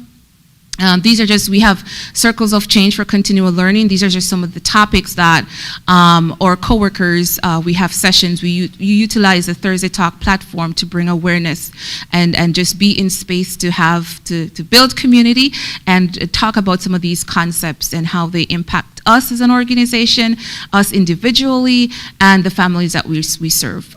So next week we're going to have Ellison Helmsman talk about compassion and fatigue and burnout for our staff. They were here early September to talk to the leadership team on how to support staff who may be experiencing burnout. And tomorrow Ayana will be talking about ageism in the workplace. That's just a list. And just to wrap up this, just know that our equity, diversity, inclusion, accessibility, belongingness, our journey, it is not a sprint. Some of the things that we want to expect short term, medium term, and long term. And long term is that really our residents live in neighborhoods that benefit from equitable investments. And this is just one of my favorite quotes from Arthur Ashe. It's start where you are, use what you have, and do what you can. And if you have any questions, I'll take them.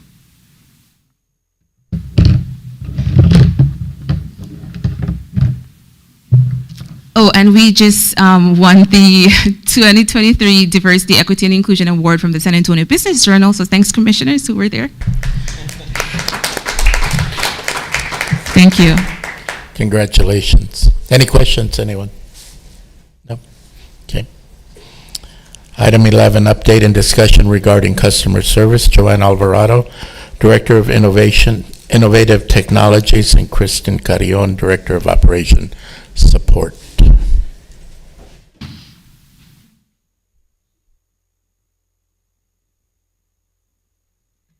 Good afternoon, Commissioners. How are you doing? I'm Joanna Alvarado. I'm the Director of IT, Innovative Technology. Good afternoon, Commissioners. My name is Kristen Carrion. I'm the Director of Operations Support. So my team oversees policy analysis, data analysis, and financial analysis for the operations departments. We also oversee the waiting lists and terminations and informal hearings, and also customer service team. So today we wanted to bring you an update on customer service and specifically our technology, our phone software, Ring Central, and how we're looking to improve that technology. So this is just a brief agenda just to clarify that we'll be discussing some challenges we've had regarding our customer service and Ring Central, the future that we see with Ring Central, and the costs associated with that, return of investment, and finally ending with technology equity. So I wanted to give a brief hierarchy, an overview of our operations departments, because when we talk about customer service, oftentimes we are talking about our frontline staff that deal with processing of the files, that calculate the rents for our residents, those under assisted housing programs, the Beacon communities, and public housing. But my team under operations support, the client services team, manages both of the lobbies here at central office, so the 818 and then also the 820 lobby. And we also manage the main phone line, which is the 477-6000 number. So when we're talking about customer service and some of the improvements we want to make, we'll be focusing on that team specifically. I'm sorry, Devlin. So first off, call volume. That's why we're here today, right? We have seen a significant increase with the call volume to that 477-6000 number since COVID-19 operations. The next bullet point has a slight typo, but I wanted to say that we did look at adding additional positions to the team, and we specifically moved from 3 positions dedicated and budgeted for taking phone calls to that 6,000 number to 4. However, because we have experienced high turnover of staff in those positions, we typically only have about 2 to 3 customer service representatives or CSRs that are able to take those calls. The other team members on that client services team are usually assisting with lobby visits in either one of the lobbies. And so really that dedicated team for phone calls is typically very small because of those high vacancy rates. On average, we are able to answer approximately 2,500 calls per month. And that's based off of the data from a Google form that our team tracks through manually. It's a manual process right now. Since the beginning of this year. So about 2,500 calls per month are able to be answered. However, the number of calls that we're actually receiving a month is quite more than that. You can see here we receive an average of about 20,000 calls a month. And this is from our Ring Central data. So it is a higher number. Pre-pandemic, we were receiving about 4,000 calls a month. So it was a lot more manageable. At that time, we were fully staffed, and we were able to answer about 85% of those calls. And you can see here that we are able to answer less than, or about 15% now. So it's quite an impact on the team and the ability for us to actually meet the needs of our residents. So some of the things that we're already trying to do and working to improve, one is, I have mentioned, we did add positions to the customer service teams to assist with the phones in the lobby. We are continuing to work on staffing all of those positions. We still have a few vacancies, but that turnover has slowed since the compensation study very recently, so we're hoping that we'll be fully staffed soon. The other things that we've been working on is finalizing an RFP or request for proposal to implement a resident portal with a mobile app. So that will allow residents to get any of their questions answered through 24/7 access to information. And we've also been working on an RFP to redesign the lobby to improve that customer service experience as well. One thing that we have found is that a majority of the calls answered pertain to assisted housing programs. We, had just recently talked earlier in this meeting about the backlog of recertification files. The department has contracted 2 vendors to assist with processing the backlog of recertification files, and they are now fully staffed, so we're hoping that those calls will decrease. However, they've still been increasing. I think last year around this time, it was an average of 16,000 calls a month that we were receiving, so that number has still been increasing. And the department has been working to produce videos that answer residents' frequently asked questions, specifically those regarding housing quality standards and the request for tenancy approval process and how to search with a voucher, which are very common questions that we receive via the phones or email or in person. So some of the challenges that still have not been addressed, we talked about the huge attrition and CSR turnover. We're hoping that that is improving, however, but the call volumes still are increasing, right? We're still seeing those numbers climb.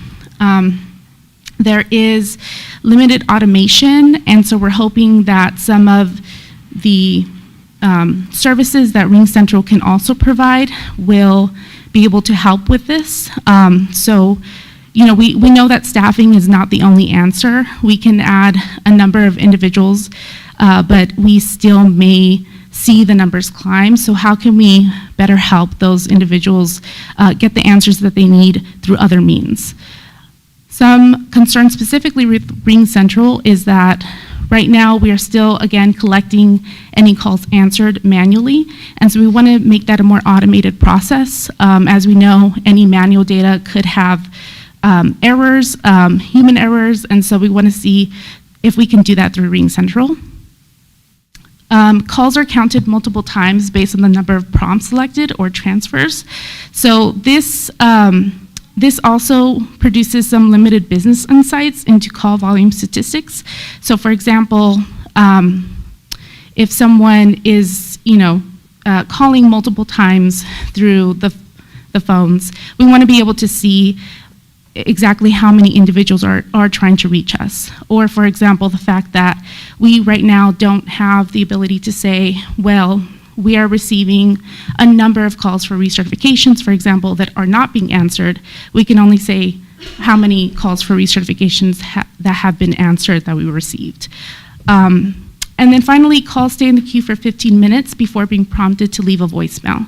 So those 85% of those calls that are received could end up in a voicemail. That creates about hundreds of voicemails a day that my team then has to set aside time in order to answer those voicemails instead of answering phones or working in the lobby. So we want to be able to find a more reasonable means to meet those individuals' needs as well. One of the biggest complaints I hear out in the community having to do with holding for 15 minutes and then being prompted to leave a message. Mm-hmm. And then they don't get a call back. Mm-hmm. And then they're calling again and the same thing, on hold for 15 minutes, have to leave a message and don't get a call back. And they get very frustrated that they can't speak to somebody. And, they really sometimes need to speak to somebody. Sometimes they're landlords, sometimes they're people needing to talk to somebody with issues that they're having.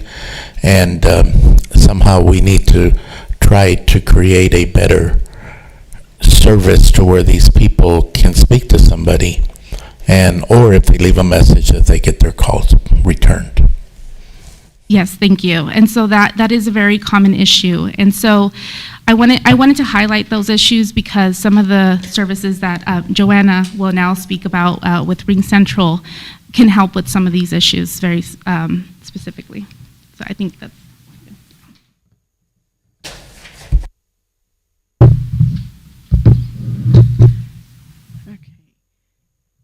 Hi, good afternoon again. So we're going to talk, that first slide there, as she mentioned, we're talking about technology, but we're also talking about a transformation. We at Opportunity Home are not strangers to transformation, especially digital transformation. We've had that part of our technology roadmap since I arrived here, and Ed Hinojosa hired me. We started that transformation back in 2012. So we plan to use this call center transformation to improve process, to leverage the technology where we can, so that we can make our customer service center, right, into a call center and a high-performing call center. So what we're going to talk about today is that transformation and how we will bring a solution to some of these challenges. So as Kristen mentioned, Ring Central is a key part of it. We do use Ring Central now, and there are Ring Central concerns, as Kristen said, because as the demand continued, we needed to start looking at how we're going to be able to improve our contact center.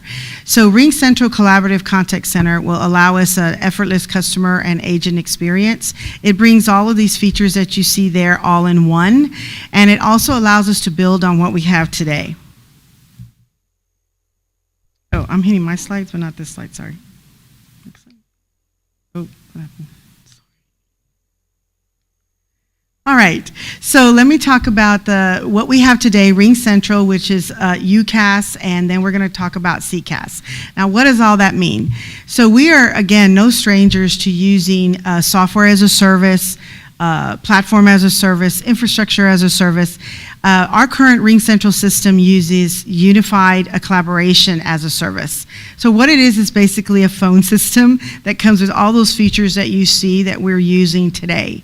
What's exciting and what we're going to be able to do is to collaborate with our current UCaaS system and bring in the call center as a service. And we're going to be able to incorporate a lot of those features that you see there, and we're going to talk about and how it's going to, how those services and those features are going to work for us to be able to improve the way we answer questions for residents and the way we service our residents. So we're going to be implementing all of this technology in 4 phases. So the first phase I want to talk about is the implement Ring Central Contact Center. As I mentioned, we're going to be implementing the CCaaS, which is the call center as a service. So this will be a layer on top of our Ring Central that we have today. It will only be implemented for our customer service agency representatives, and also for our every other month or quarterly reports, but we really need to see what's going on with the calls as they're happening. And with these dashboards, we're going to be able to, put them up on a display screen in the CSR area. We're going to be able to, management is going to be able to get reports that show how the calls are coming in, how they're being managed, where they're being on hold, what is happening, so then they can adjust accordingly as needed. So that report and those real-time dashboards are really going to inform us in a better, more efficient way than we have today. Leveraging disposition codes and tags to understand and track why people are reaching out. So what are disposition codes? So those are codes and kind of like meta tags that we're going to be able to configure inside the agent portal that will allow for them to go in while they're on a call and answer what this call is about. They're going to be able to click. They're not going to have to type in a bunch of text. Right now, we currently do that in a Google form. And right now, there's labor time and hours and time that they have to go in and actually enter the information so they can track the way the calls are being handled today and what the calls are about. With this system, it's going to be more automated, and the agents are going to be able to go in and enter that information in an easy way per call. And then we're going to offer callbacks in queue to help manage spikes in call traffic and reduce the volume of voicemail. As you said, Commissioner Casillas, the voicemails are an issue for us. We do try to answer them the best as we can with the staff that we have, but we're going to leverage this technology so that we can now do queue and hold management. Right now, our residents that call in don't have a way to know where they are in the queue. They're just holding and holding. We're going to be able to tell them where they are in the queue. We're going to be able to to offer them a callback option, which we do not have today. They're going to be able to, the agents will be able to call them back, and the business model that we're incorporating will allow the agents to be able to have time to do those callbacks. And then they're going to be able to get, like I said, get callbacks when they don't want to sit in the queue anymore. We're going to change those 15 minutes, right, and be able to hopefully answer those voicemails quicker and faster, because we're going to be able to leverage those voicemails interactions to after-hour routing to agents in the morning. So right now, at 5 o'clock, we stop. Right? Nobody can leave a voicemail. They can call, but we literally turn the phones off. We want to turn the phones on, and we want to be able, if people do call and they do leave a message, then the next morning the operators are going to be able to see that in their queue come in, and our agents are going to be able to answer those. And then we're going to eliminate duplicate phone calls. Right now with our reporting, we see a lot of people calling a lot, over and over and over. So we see the same phone number. So sometimes our numbers are skewed because of that. Well, a lot of the time are skewed because of that, because the Ring Central reports right now are counting all of those numbers and all of those calls, right? So we really need to understand who is calling, and if they're calling in duplicate, we'll get reports letting us know that, and then we hopefully will be able to address those with priority. Part of that could be they're calling back because nobody's calling them. Exactly. So they're calling back to try to get somebody to talk to them. Yes, sir. And so we're hoping that because we're implementing this contact center, right, that we're going to be able to manage those calls, manage those voicemails, and give them different opportunities or different ways that we can handle those calls in the future. Okay, we're also going to be introducing after-service customer survey, which we do not do today as well. We're going to be able to do at the point of contact, offer an opportunity for them to opt in to take the survey, and hopefully it'll be maybe just 5 quick questions to ask how the service was. So then we can also use that data to train and to continue to provide the optimum service that we can to our residents. So that is phase 1.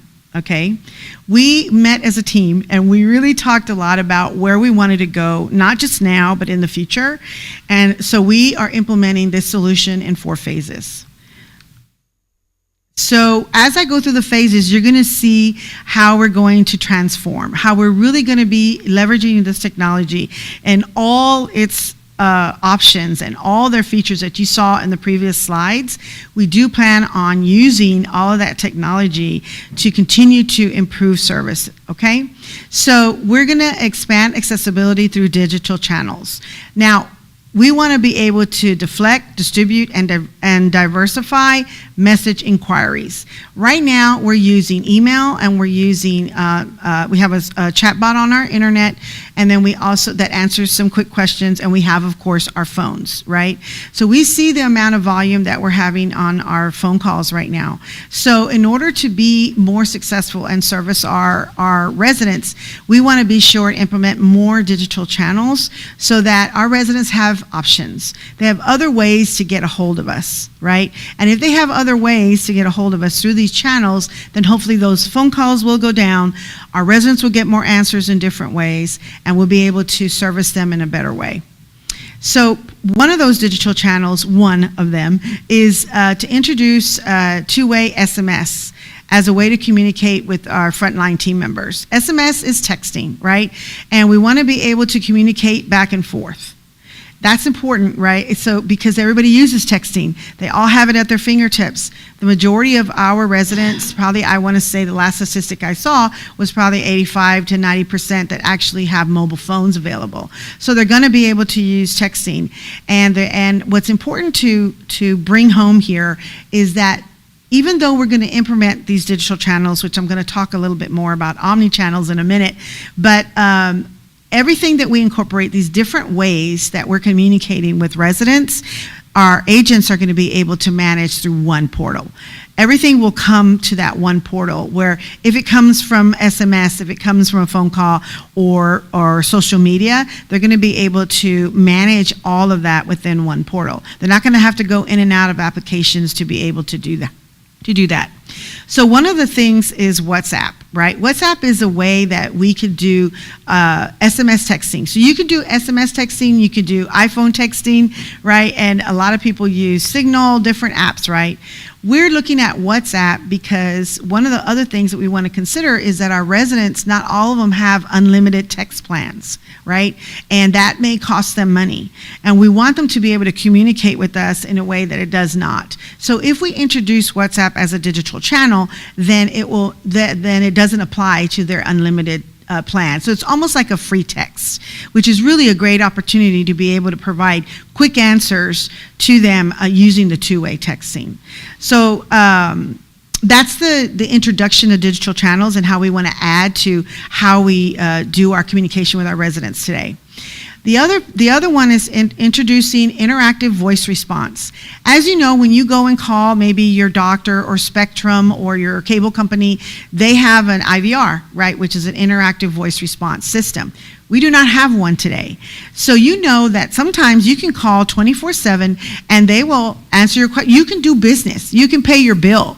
You can get really great answers. You can even reboot your modem without talking to a person with Spectrum system. So we want to, take this accessibility to the next level by introducing IVR, and we'll do it in phase 2, and then we're going to do advanced IVR that you'll see in phase 3. But interactive voice response, and I want to note here that we're going to be doing it in different languages because RingCentral has the capability to incorporate different languages. Right now, we'll always incorporate Spanish, but I believe we're looking at Arabic and maybe others depending on our residents. We could go on and on, right? But the good thing is that RingCentral, they've been around a long time. They service, over 400,000 small business. They are service enterprise businesses across the world. This is not like their first rodeo, right? So they're a great partner for us to be involved with. And then when we use these digital channels, when we implement SMS, then similar to what you do with your doctor, if you're going to have you have an appointment and they send you a text and you can say enter 1 for confirmed, enter 2 for not confirmed, and boom, you're confirmed. You don't have to make a phone call anymore. You are confirmed, right? And then they'll send you another link that you want to register and fill out all your medicines and latest things or whatever the issue is, and they send you a link and you can fill it in and you're registered. So you literally walk in and you say, I'm Joanna Alvarado, I'm here, and they're like, okay, sit down. You don't have to fill out all those forms that we used to, right? And so we want to go in that direction here. We have a lot of forms that we provide to our residents, and if we can incorporate those forms by just a simple text and sending a link, they don't have to go to our website and search through all our forms because we have a lot of them. And you got to know what form you're looking for, right? And our staff tries to direct them, but imagine if that's the question. Imagine if they're asking, what form do I use? Where do I go?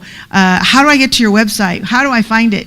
This way, we directly communicate with them that information with that link, and they're able to we provide them the link to go directly to that form, or we may be able to provide the form where they enter it, similar to what you do with the medical appointment.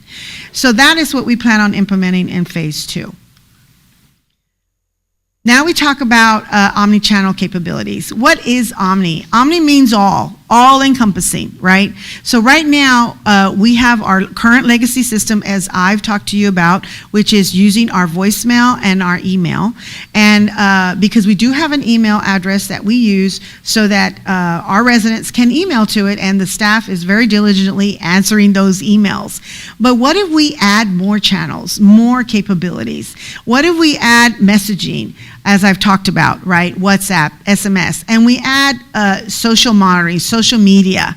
And this means that if our residents use Facebook or Instagram or anything else, imagine if they're able to answer a question, or they're able to send a question to us, and they don't even have to get out of the application because it goes straight to our agents. And remember, it's all going to go into one portal, so our agents are going to see where it's coming from, and they're going to be able to answer it accordingly right there from their desktop.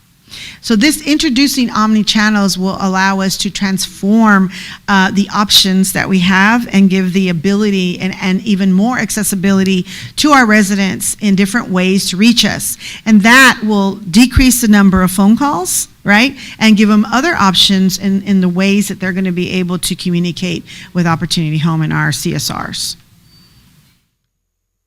Phase 3 is to identify opportunities for self-service automation.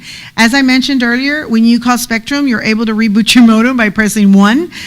We want to introduce self-service automation, and this is where we're going to build in an interface from our client management system, which is called Elite, where we have all of our resident data, and we want to be able to provide 24/7 options for them to be able to conduct business or get answers and be able to speak to the system and get a response within that time. So if we leverage our Elite customer management system, then we might be able to put in advanced IVR where they're able to ask questions that are relevant to them, right, and what they want to ask and get answers. And it could happen after 5 o'clock. And finally, phase 4. Yes, let's talk about AI. It's going to wake everybody up, right? Because AI is in the top of everyone's mind right now. Well, Opportunity Home is not shying from AI, right? We want to use AI to improve our customer experience. It is part of phase 4. We feel like the previous phases are going to really inform us on the best way to incorporate AI. But one of the biggest things is to address some of the challenges that Kristen was talking about, was to start building our own large language model. With AI, we're able to incorporate our own data. We're able to put in our own policies. We're able to put in our own instructions. So right now, in the way that we train will be transformed. It will help our agents, because not only when you introduce questions and answer responses or chatbots, right? You are basically, with the large language model, building a knowledge base and scripts, if you will, so that our agents can also use it. So if they ask a question, it will be in response to what our response should be, using our data and our policies to be able to respond to it. So not only will the residents be able to have opportunities to respond to it, but also our agents hopefully will eliminate a lot of the maybe the redundancy or the way they go and get answers, or the fact that maybe a resident will call and the CSR maybe doesn't have a skill set and it needs a more advanced skill set to be able to answer the question. We'll be able to hopefully, build, what we're hoping for is build this large language model and be able to incorporate more AI as part of phase 4. So this brings home the challenges and solutions once again, and we wanted to directly correlate the solutions to the challenge. As I mentioned, a lot of the things that I just talked about and that Kristen talked about in the challenges, if you see on the solution side, you can see directly the features that we're going to incorporate to meet those challenges. I don't know, Kristen, if you want to say something else to that. No, just that I think part of it is just being able to use that smart routing of whether it might be self-service, whether they really need a live individual, whether it's not necessarily a customer service question or it's more something that needs to go back to operations.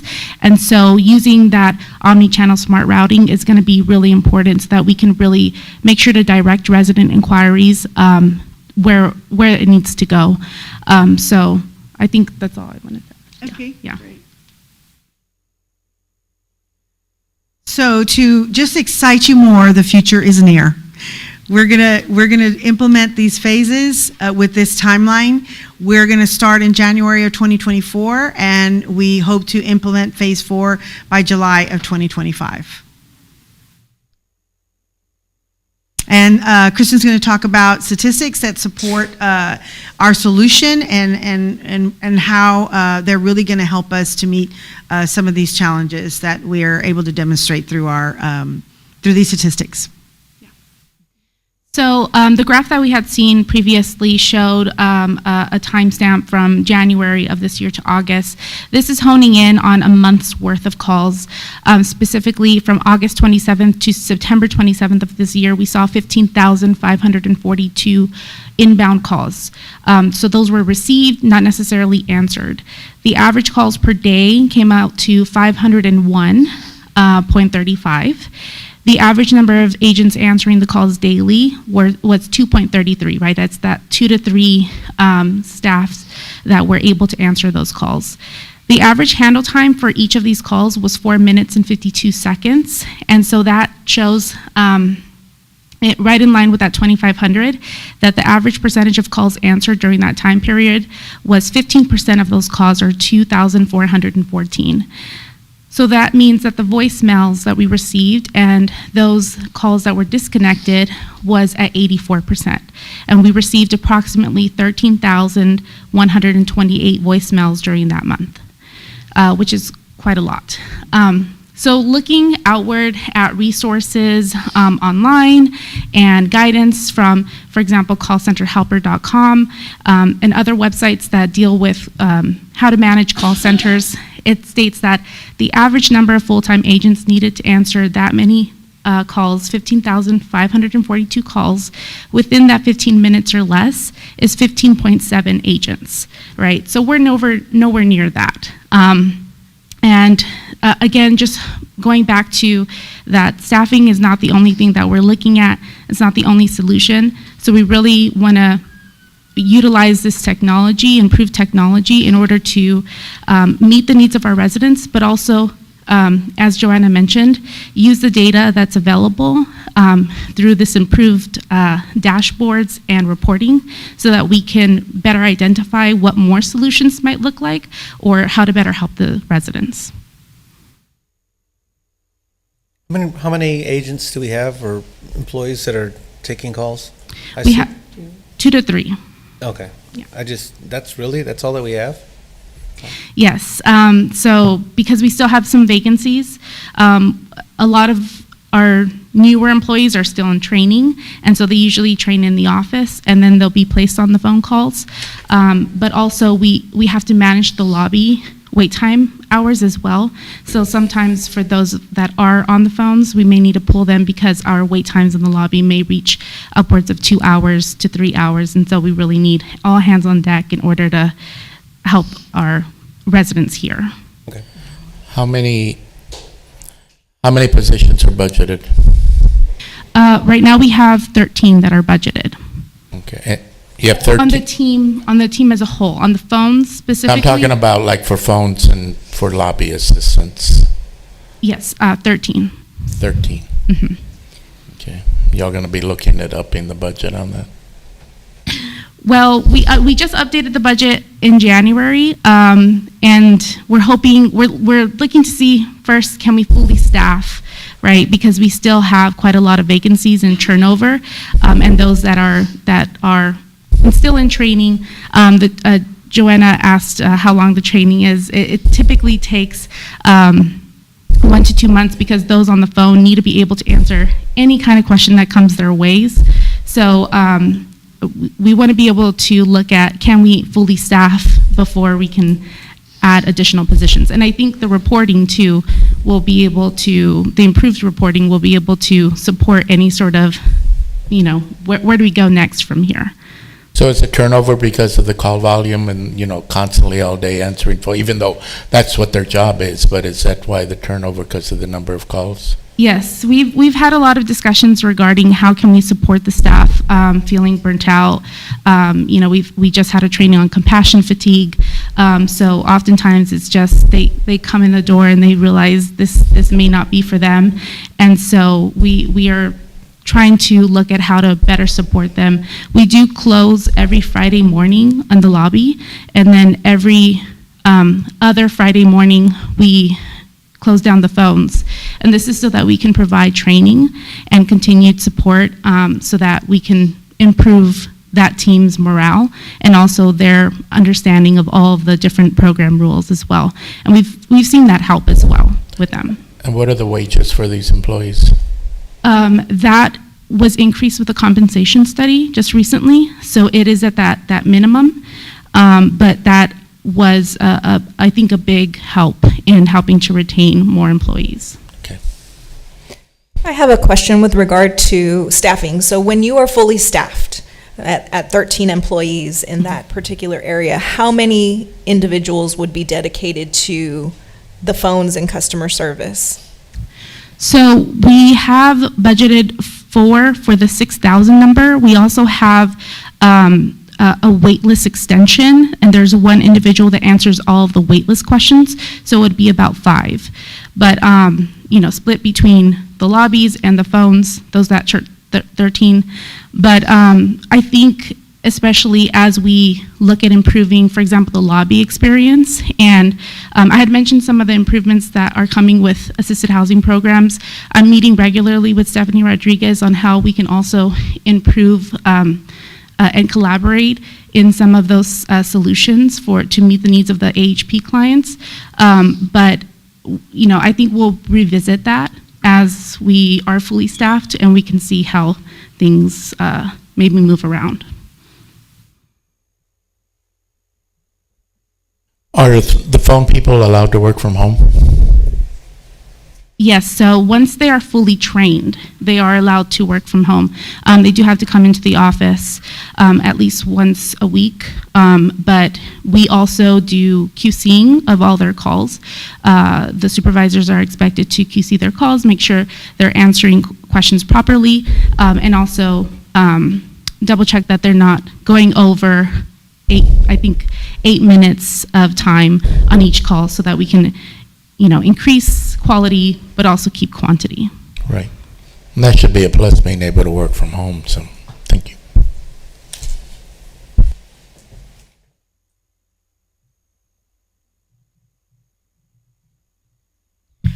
So we have costs for the phase 1. As I mentioned before, we currently use Ring Central. To be able to incorporate the call center, we'll have a total monthly increase of $2,251. And then the initial build and to bring in the post-call survey implementation will be $29,420. So in this slide, what we wanted to show is what the current cost, according to the Ring Central benchmark, for a voice call is $6.66. And based on our data that we have, we're looking at that over 100K of extended costs.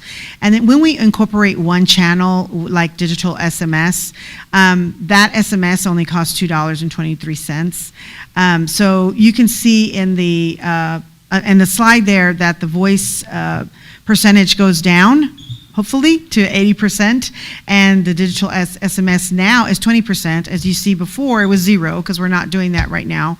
And so that would also lower the extended costs as well. And that is just by incorporating one digital channel. And these are just more statistics that we got from our Ring Central partner that talk about the benchmark portal that they use and how live interactions can cost companies 24 to 48 times that of self-service. 65% of customers prefer self-service for simple inquiries, and companies delivering a strong omni-channel customer experience typically have retention rates of 89%.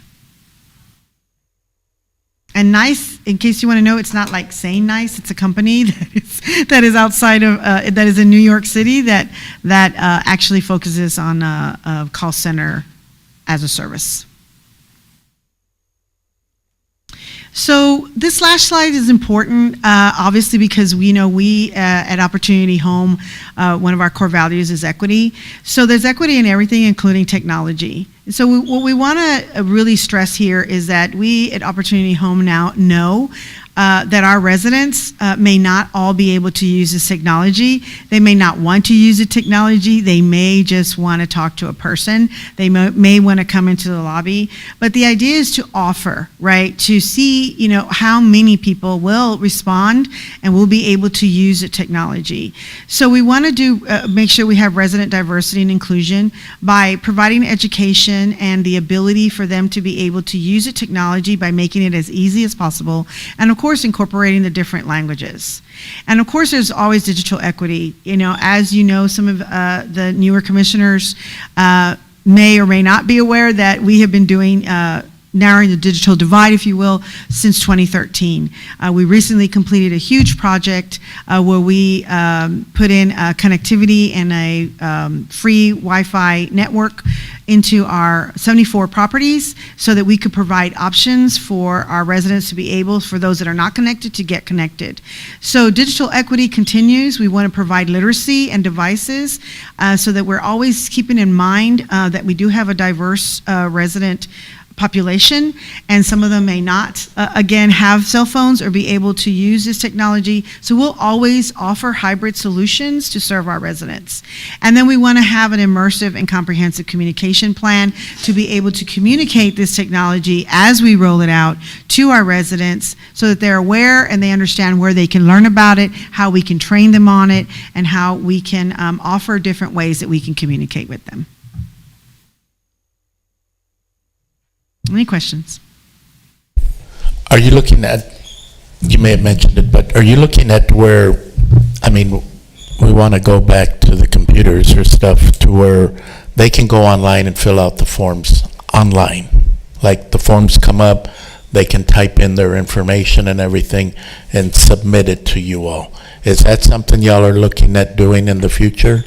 We do a little bit of that now, but yes, that is that RFP for the resident portal and mobile app, where a resident will be able to do through the mobile app or through the resident portal on their computer the entire recertification process, for example.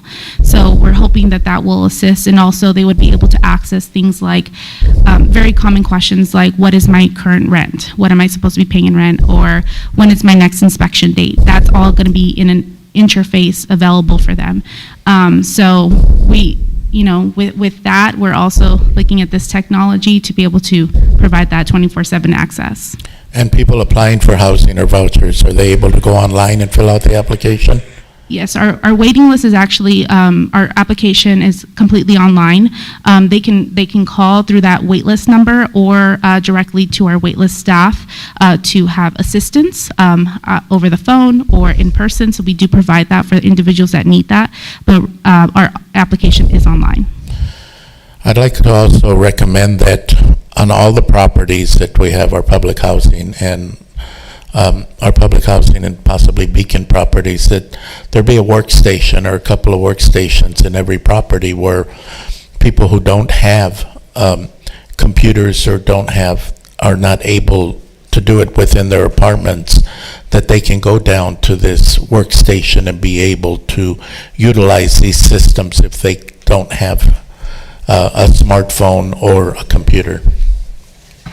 Yes, we currently have computers in the community rooms, but we are doing a new site survey, if you will, because we do need to upgrade those computers.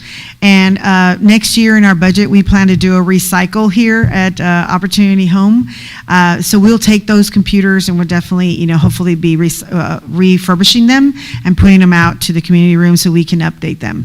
But when we started our digital inclusion journey, that was the first thing we did, is we put 2 to 5 computers in 50 of our community rooms, and some of them are still there, some of them are still operation, but not all. So we need to go back and take a look at that, and we certainly will do that. So especially as we roll out more technology, that's going to be very vital to providing like a business center in our community rooms. And that's why I'm saying make sure that those are available, because like you said, they don't all work.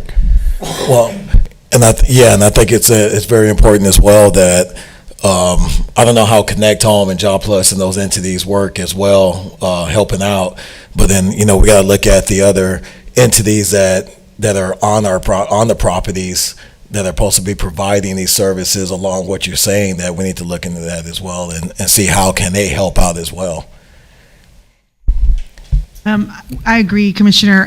Right now at Lincoln Heights, we do have a Connect Home lab there, and as you may be aware of, and we're doing digital literacy. We're always doing digital literacy, and we're always seeking donations to get devices, and every time that we have computers, or even our partners have computers that they want to refurbish, we're putting them back out there through our digital literacy program and providing devices.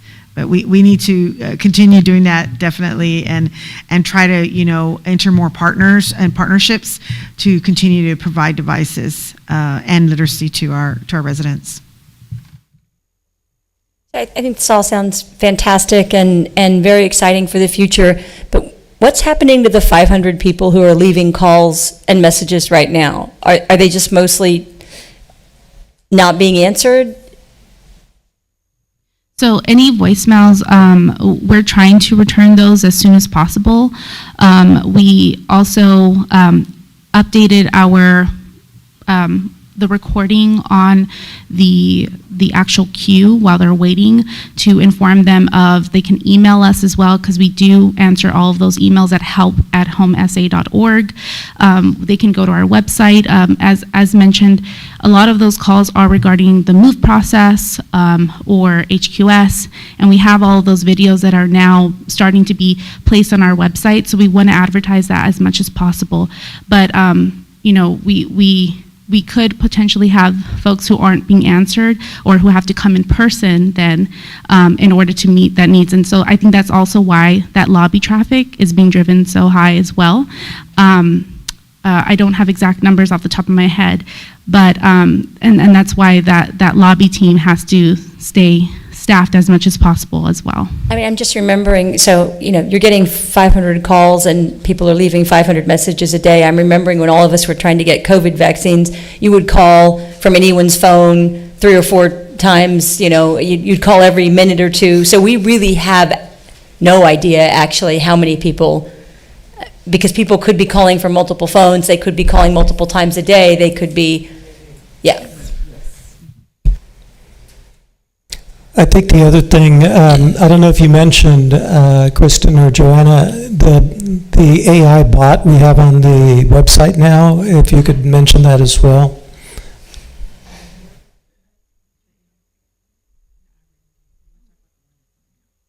Well, so right now we have on the website an AI chatbot that helps to answer frequently asked questions. So my team was helped public affairs with putting together those frequently asked questions and those answers. There was we had intended to also extend that chatbot to live interaction, and so some of the customer service team would have been responsible for that. But because we're still handling the phones and the lobby traffic and emails, we want to be able to get to a good place with answering those inquiries before we move to that chatbot, that live chatbot. But right now, that AI component is working. I want to commend you all on the work you put into this. I think it's the future, and I think we need to catch up with the future. Yep. And I think that it may relieve some of your lobby traffic, especially, if people's phone calls were answered or their voicemails would be answered, they wouldn't have to come in. A lot of people don't want to drive in. They don't want to come in here and wait in the lobby or whatever. So if these phone calls were taken care of, it would relieve a lot of that traffic that you have in person, especially if most of the work can be done online or they can fill out applications or stuff like that. They don't have to come in here. And I know that during COVID, people weren't coming in. So maybe, and the WhatsApp I think is excellent because a lot of people have family out of the country and it's free to use to talk to your family, without having to pay long distance. So a lot of people know how to use WhatsApp. So I think that's a great resource to use also. Thank you. Yes, you really bring it home, Commissioner Casillas, because that's exactly what we want to do. We want to be able to provide options to our residents, to be able to get more information other than not making that phone call, bringing in the self-service, being able to have other channels and other ways to get their answers, and that we saw in that slide, that will decrease the phone calls, hopefully, and maybe even the lobby traffic. So that data that we get from this and will inform us and really be able to help Kristen and her team to manage all of that, from training our agents to providing the best customer service that we can. I look forward to seeing where all this goes. Me too. Any other questions? Counselor, if you'll take us into closed session. Yes, sir. The board will be convening in closed session to discuss real estate and consult with its attorney under sections 551.072 and 551.071 of the Texas Government Code regarding properties overseen by asset management and regarding developer agreements, terms, and conditions. The time is 3:20.